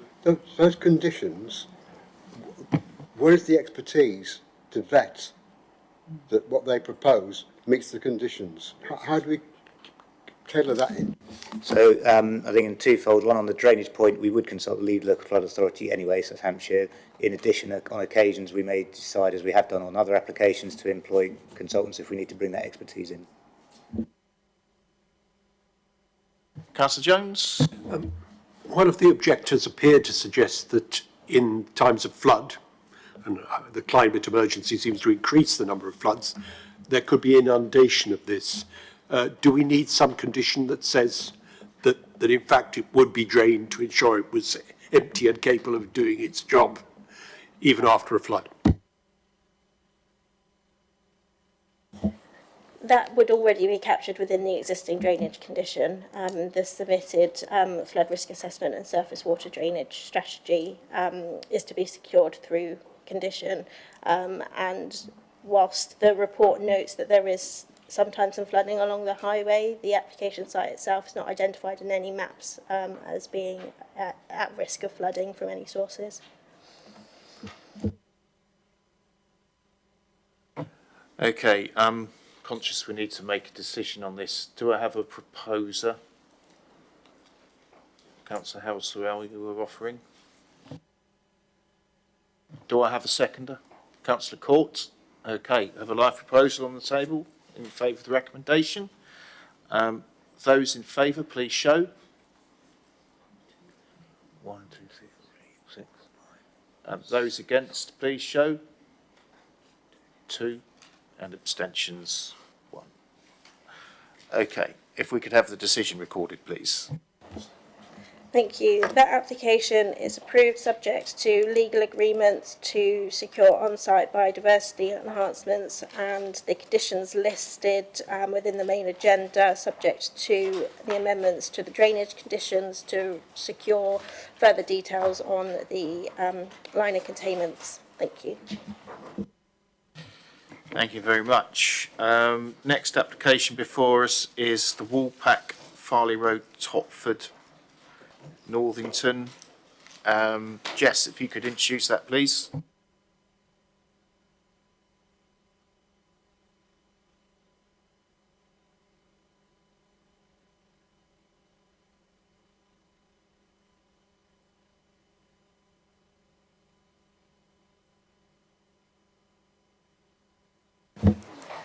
Thank you, Chair. So the fifth item before you this evening is the Woolpack, Fairley Road, Topford, Northington, Hampshire, SO 2490J, which can be found in the agenda paper under item number 4. So the proposal is for the erection of ground floor extensions to the pub, a detached plant room and landscaping works including a new raised decking area with pergola and retractable canopy, external refurbishment work comprising of redecoration of external finishes, new lighting scheme, outdoor planting, replacement roof to existing pergola / outside kitchen space, new fencing and paving areas, as well as various internal alterations. So if I take members' attention to the update paper, the site was not subject to a viewing, but there is an update in that members were circulated a letter from the applicant summarising and supporting the proposed development. and that's available to view on the public file. The document doesn't contain any new material considerations, so there's no overall change to the recommendation. It's recommended for approval as set out within the agenda on pages 213 to 232. Thank you, Chair. Thank you very much. We have nobody down to speak on this item, so we shall go straight to officer questions. Any questions for officers, councillors? Councillor Court. One of the issues that's brought up with extensions to pubs, particularly in some months, is noise. How is that handled here? So the environmental health team were consulted on it, and it's considered that that would be done through condition. So, 1 second.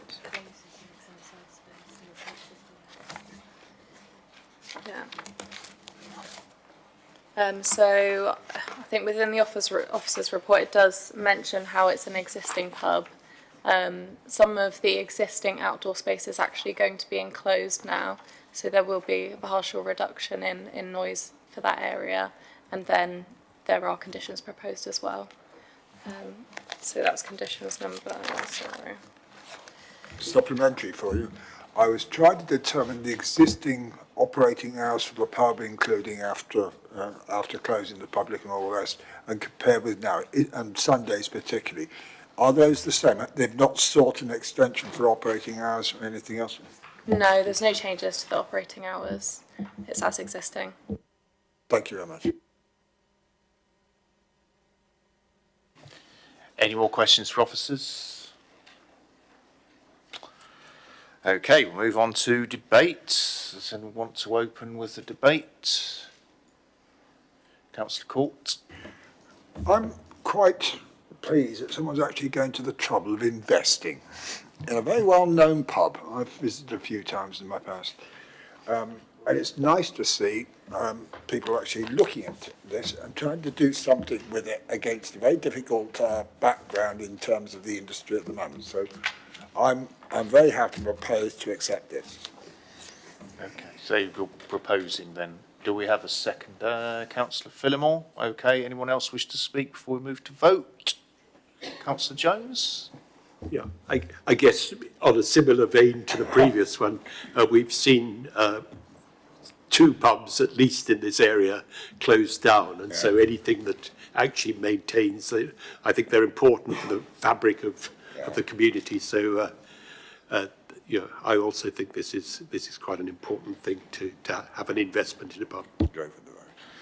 Good. Right. Well, we've got a live proposal on the table in favour of the application. All those in favour, please show. That's unanimous. Okay. So if we can have the decision recorded, please. Thank you, Chair. So to confirm, the application is approved as per the reasons set out in the agenda and the conditions. Thank you. Thank you very much. And the same premises, this time a listed building consent. Is there anything we need to do with this to introduce any more information? Yeah, so thank you, Chair. The sixth item before you is the concurrent listed building application for the same site, the wall pack. It's for the exact same description as before. So erection of ground floor extensions to the pub, a detached plant room, landscaping works, including a new raised decking area, pergola and retractable canopy, external refurbishment work comprising of redecoration, external finishes, new lighting scheme, outdoor planting, replacement roof to existing pergola / outside kitchen space, new fencing, paved areas, as well as internal alterations. So it's the same update. There was a letter circulated to members with no new material considerations, and the recommendation is for approval as set out within the agenda. Thank you. Thank you very much. Again, no public speakers. Does anyone have any additional questions on listed building consent? Okay, we'll move straight to debate then. Do I have a mover for the listed bit? Councillor Court. Anyone else want a second? Councillor Freeman. Okay, live proposal, moved and seconded. We shall move to vote. Those in favour, please show. That's unanimous again. So if we could have the decision recorded, please. Thank you, Chair. So the application is, the list of building consent is approved as per the reasons set out in the agenda. Thank you. Excellent. So the last application before us tonight is land adjacent to Earlstone House, Earlstone Common, Berkeley. And if you'd like to introduce that one, please. The application before you is a TDC, Technical Details Consent, following the approval of a PIP, a permission in principle at appeal, for a single dwelling on the property with a detached garage and a new access. The update is to clarify an error on the OS map, which had incorrectly identified Earlstone Common Cottage as the wrong building, and to introduce an additional condition, condition 17, for obscure glazing to the first floor side west windows facing onto Clearstone House.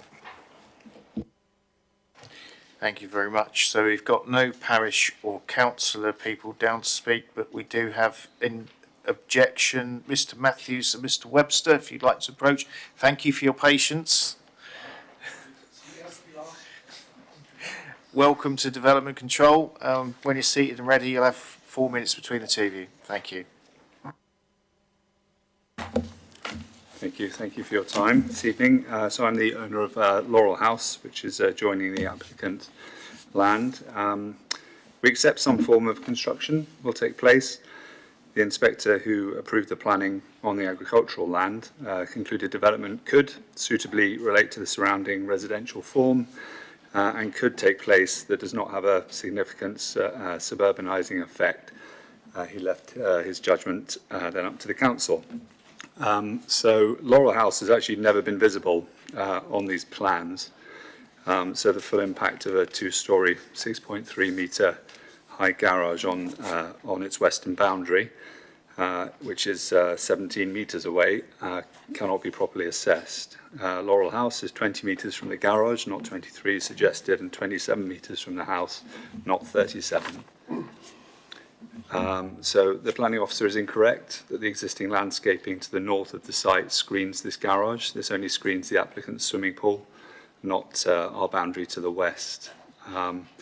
There's insufficient room behind the garage to landscape, hence the garage cannot be screened and will appear as an overbearing mass of build with 8.5 metre high house built alongside. A repositioned one-storey garage would lessen the impact. Laurel House will suffer from an invasion of privacy, driveway noise, and without landscaping on the west, the house will directly look into the bedrooms and also overlook outdoor terrace areas.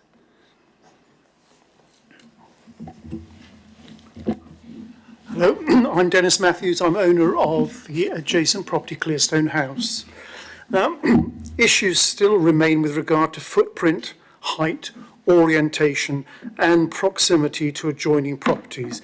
Without exception, all large houses in this location have significant separation, and the village design statement confirms fields and woodlands are situated in between housing within the area. The proposal is just 19 metres from Clearstone House, 20 metres from Laurel House. Separation is totally insufficient, and less than general guidelines. The Parish Council remains concerned that this proposal increases density in a countryside location. This can be somewhat mitigated by decreasing in size and changing position. We've enjoyed a peace and a pleasant outlook in this location for 40 years. Clearstone House, which previously overlooked fields, will now overlook the entire site. Second floor rooms of the proposal will overlook outdoor and indoor areas of Clearstone House. To mitigate the impact, orientation should be to the southeast of the site, away from Clearstone House. The house has an excessive height of 8.5 metres for a two-storey building.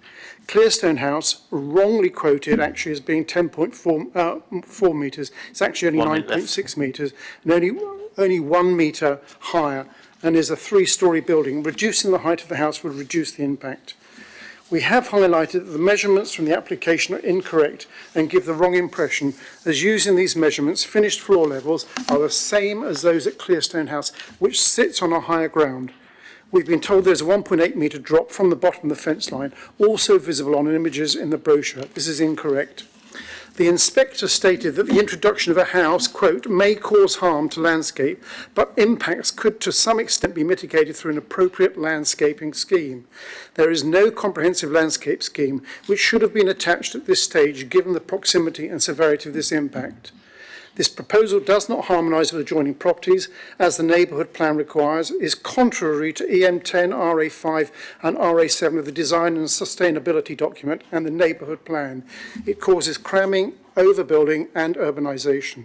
We have submitted revised proposals that would significantly mitigate the potential harm. Time. Can you sum up? I will sum up. Yeah. Potential harm to local countryside and adjoining properties, but they have been ignored. In summary, we respectfully request that this committee recommends that the applicant delivers a design that is much more appropriate to the site, specifically in terms of size, height, separation and orientations. I'm sorry if I overran a bit. Thank you very much. Well, it's easily done. Councillors, do you have any questions for Mr. Matthews, Mr. Webster? Councillor Sorrell? Thank you, Chair. Just to understand the site a little bit better, we have some images up there. I don't know if our officer could scroll to the one entitled Looking Northeast. And then there's two images after that in our document as well. Could you point out your houses in those images if they're visible, just so I can understand? But there was my house. There's mine. The white one there is my house. And then I just about see in the background, Kenny. I can't see it there. You can probably see Duncan's house. Can you see it, Duncan? I can't see it. I think that's from the lane, so it'll be behind. Maybe the image just before that. And if you go to the drawing back, the image that you've just shown, not that one, showing the Leylandii hedge, which I think the planning officer suggested was the boundary between Duncan's house and the site. Yeah, can you see the big Leylandii hedge there? That's to the north. That's not providing any boundary at all between the properties to the west, which I think was suggested by the planning officer as being part of the necessary landscaping. All that's doing is providing a boundary between the plot and the applicant's swimming pool. Right. Was that okay? Yeah, thank you. My mic's still on. Yes, thank you. That's perfect.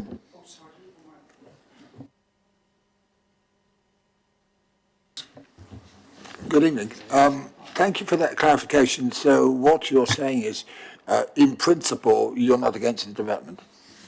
Yeah, no, that's correct. I mean, we both acknowledge some form of construction is going to go ahead, but it's obviously for the reasons we gave, just the sizing of it, the height of it, the orientation of it. It's, completely overbearing and completely inappropriate and, far too close to the existing properties.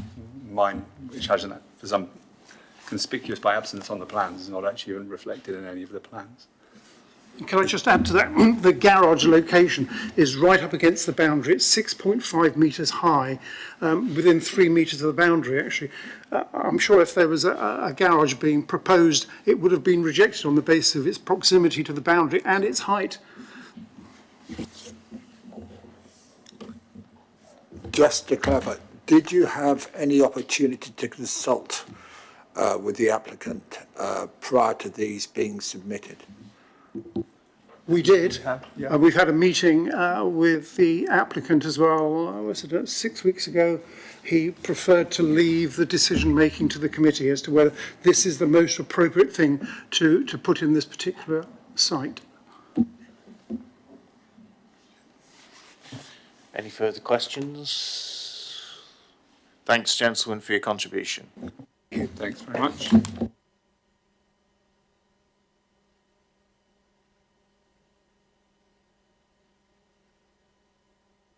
And speaking in support, we have Robert Schroker and Christina Wall. If you'd like to approach, thank you for your patience.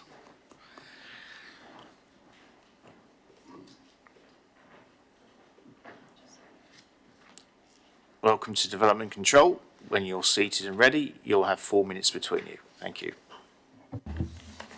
Good evening, councillors, chair. As mentioned, my name is Robert Schroker and I'm the applicant. My intention is that this will be my family home for the foreseeable future. Throughout the process, we have consulted and engaged with as many parties as possible, and all but the immediate two neighbours have not objected. I've consulted with all the other neighbours and none have objected.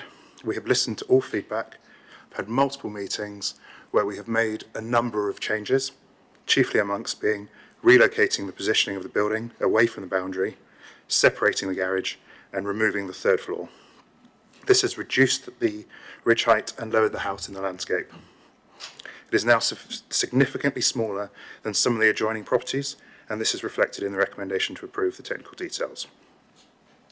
I'm more than happy to take more questions should you have them, but I'd now like to pass over to Christina for some of the finer details. Evening members. As set out by Mr Schrocker, he has worked with Bell Cornwall Planning Consultants and Philip Hodge Architecture on this scheme for the past 4 years. Prior to submission, we went through a number of iterations of the site layout, scale and design, taking into consideration the relationship of the new dwelling to existing surrounding dwellings. The scheme continued to evolve after the submission of the application to reflect concerns of the case officer and local residents. This has been recognised within the committee report before you. As you'll be aware, a permission in principle was granted in 2023, which concluded that the principle of one dwelling on this parcel of land was acceptable. This technical details consent submission looks to complete the process to gain planning permission for one new dwelling on this plot. The TDC must be decided in accordance with the terms of the PIPs. Members, you are therefore limited to only considering the site-specific technical matters. I just want to note that on the landscape plan, Laurel House is shown, contrary to the previous objector's comment. We recognise that residents are concerned about the scheme. There are two main areas of concern, one being the landscape character harm and two being the harm to neighbouring residents' amenity, and so we focus on these in this presentation. In considering point 1, the harm to the landscape character of the area, the proposed new dwelling is located where the character of the area comprises large houses on substantial plots that are varied in their design, location and orientation within the plots. The proposed dwelling is on a plot that is around the same size as the adjacent Clearstone House. Clearstone House was built in the last 10 years. Clearstone House is about 7,500 square foot or more on a site that is approximately 0.24 hectares. The proposed house before you is on a plot of 0.25 hectares and around 4,200 square foot, so a larger plot but a significantly smaller house. The proposed dwelling is set back from the public right-of-way and road, which prevents harm to the users. The new house would be seen within the context of the existing surrounding housing as it adds to an existing cluster of houses. The mature boundary planting is retained and protected. It will be enhanced through additional planting to ensure the house sits comfortably within its countryside location. The case officer and landscape consultee have given a great deal of consideration to the appropriateness of the new dwelling in this location. The detailed report reflects this, and it confidently concludes that the proposed new dwelling would not be harmful on the landscape based on this proposed design, location and scale. Regarding the amenity, concerns are primarily relating to loss of privacy, overbearing impact and loss of outlook. Your planning officer is satisfied that the new dwelling would not give rise to a loss of privacy or harm to the neighbour's outlook. She recognises the concerns of the immediate neighbours and robustly sets out the facts to enable it to conclude that there is no overbearing impact.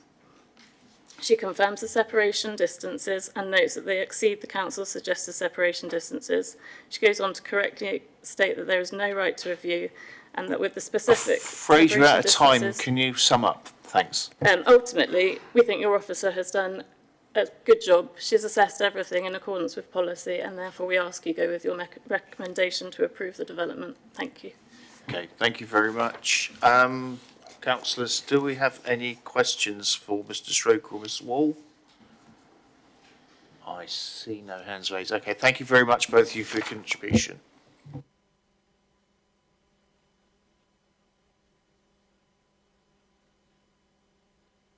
Questions for officers? Councillor Jones? I wonder, could we have a repeat of the dimensions of the garage?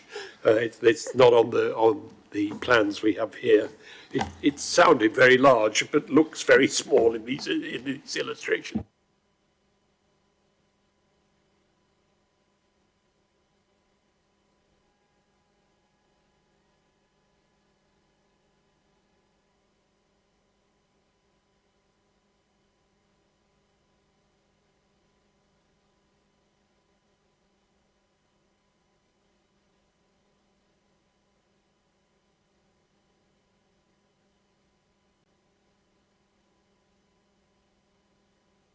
Councillor Court. Chair, one of the comments that was made is that a number of the comments which were made by the objectors have been taken into account in following discussions and may well have been taken into account in the current proposal in front of us. Can you confirm that? We can't confirm what discussions the applicant has had with his neighbours or the community. We have received a set of plans and have considered them against the current policies. Thank you, that's as I understood it. Any further questions? Councillor Gaskell. Thank you, Chair. There was a comment made by the objectors regarding the distance between properties and the guidance provided by the council, which wasn't being followed. Could officers please confirm that those guidelines have been followed? In terms of the distances between properties?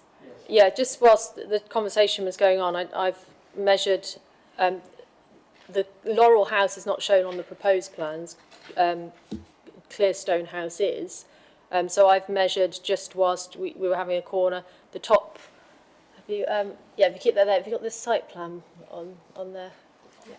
Yeah, so the top left-hand corner of the garage, I've measured to the top left-hand corner of the red line, and I've done the same for the top left-hand corner of the house to the top left-hand corner of the plot.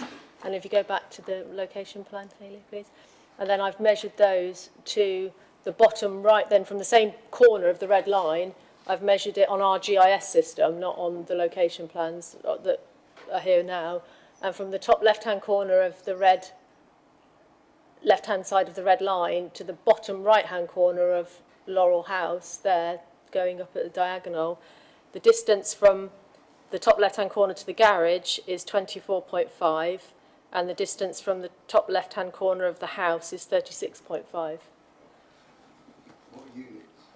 Metres, sorry, metres. Councillor Gaskell again. And so, and what were the guidelines? Our guidelines tend to be about back-to-back distances, and the minimum is on sort of level sites is 20 metres as a guide, and that would be sort of back-to-back with the fence in the middle, so 2 10-metre gardens. But when there's orientations of like, this isn't a regular street pattern, so it's not straightforward back-to-back distances, they can be increased and they can be decreased, but they exceed the 20 metres back-to-back. Then there's quite substantial, it's a back-to-side relationship and a front-to-back relationship with intervening landscaping and exceeding the back-to-back distances. Thank you. No further questions? And we'll move on to debate. Anyone wish to move anything at this point? Last application of the night. Councillor Howell-Sorrell. Thank you, Chair. I'm not convinced there's significant concerns around overlooking, around boundary adjacency, and I'm happy to move the officer's recommendation. Okay, we have a mover. Do we have a seconder?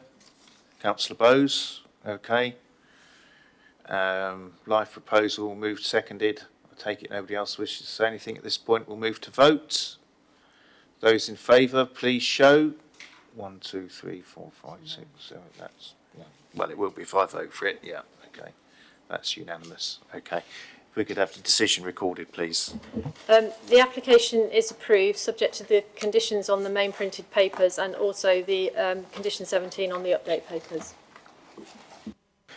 Excellent. Thank you very much. Well, that's nearly end of business tonight, but we do have the quarterly planning appeals report.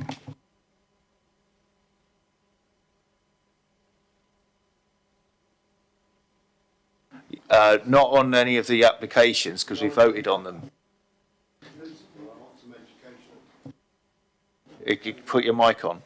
In the event that a planning application doesn't receive approval and there are no reasons given for refusal, what happens? I don't think you could get into that situation, because if you tried to refuse something without reasons, I'd come in and tell you that, you know, you couldn't do it and you'd be paying costs of appeal. So we then have to re-vote again? Well, we wouldn't take the vote, it wouldn't get that far, I think is what I'm telling you. I think he means if an approval vote fails and nobody wants to move refusal. Oh, you mean if an approval vote fails and nobody wants to move refusal? Yes. I see. I think then we would look for a deferral. We'd try to suggest to members that it's deferred. That's just stalling, isn't it, in a way? What happens if the same result comes? What if the end result is that people will, you don't get a majority to approve, majority refuse, but don't give reasons for refusal? You delegate that to officers? Well, you don't take a vote on a refusal until you've got reasons for refusal, if you see what I mean. So if you had a proposal and a seconder, we would then say, well, what are your reasons? And if the person proposing couldn't give reasons, then it wouldn't proceed, because you must give reasons for refusal. An application you got the minimal support, then goes to approval.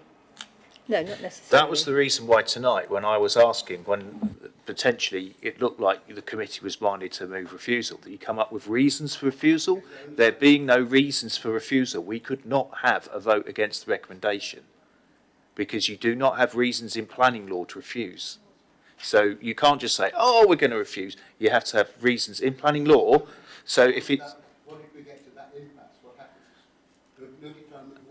Well, potentially you could also have a move for refusal that loses, so that both votes lose, in which case that item would then be deferred. I suppose, hopefully it would never happen, because we would try to get it deferred, but they could appeal for non-determination if the committee failed to make any sort of decision. It's not good showing them, is it, as a committee? You can get an appeal for non-determination if it takes too long to reach a decision. Anyway, moving on. Quarterly Planning Appeals Report. Thank you, Chair. Yeah, this is the quarterly planning appeals report for the period of November 24 through to the end of January 25. The summary of the decisions is set out in Appendix A and B, pages 318 through to 326. The one to draw to members' attention is Appendix A. This is land north of Sherfield Road and east of Strawberry Fields. The reason for bringing this to members' attention is that it was an application refused in 2024 when the council had a 4-year housing land supply. The application was decided in January when post MPPF, and also we do not have a 5-year housing land supply. And in essence, the summary sets out that the tilted balance was engaged and the inspector determined that the application should be approved for 20 residential dwellings, notwithstanding the fact that there were some harms identified within the inspector's summary, including the visual impacts, etc. But they took into account the construction of new housing, the economic benefits from that, environmental benefits in an accessible location, reducing carbon emissions through sustainable construction, etc. And ultimately, the public benefits would outweigh the less than substantial harms to the conservation area through development in this setting. So it's one where there were harms identified, but nevertheless the tilted balance is engaged and none of those harms are overriding. Thank you, Chair. Okay, well, I don't know if anyone has any more questions on any of the specific items.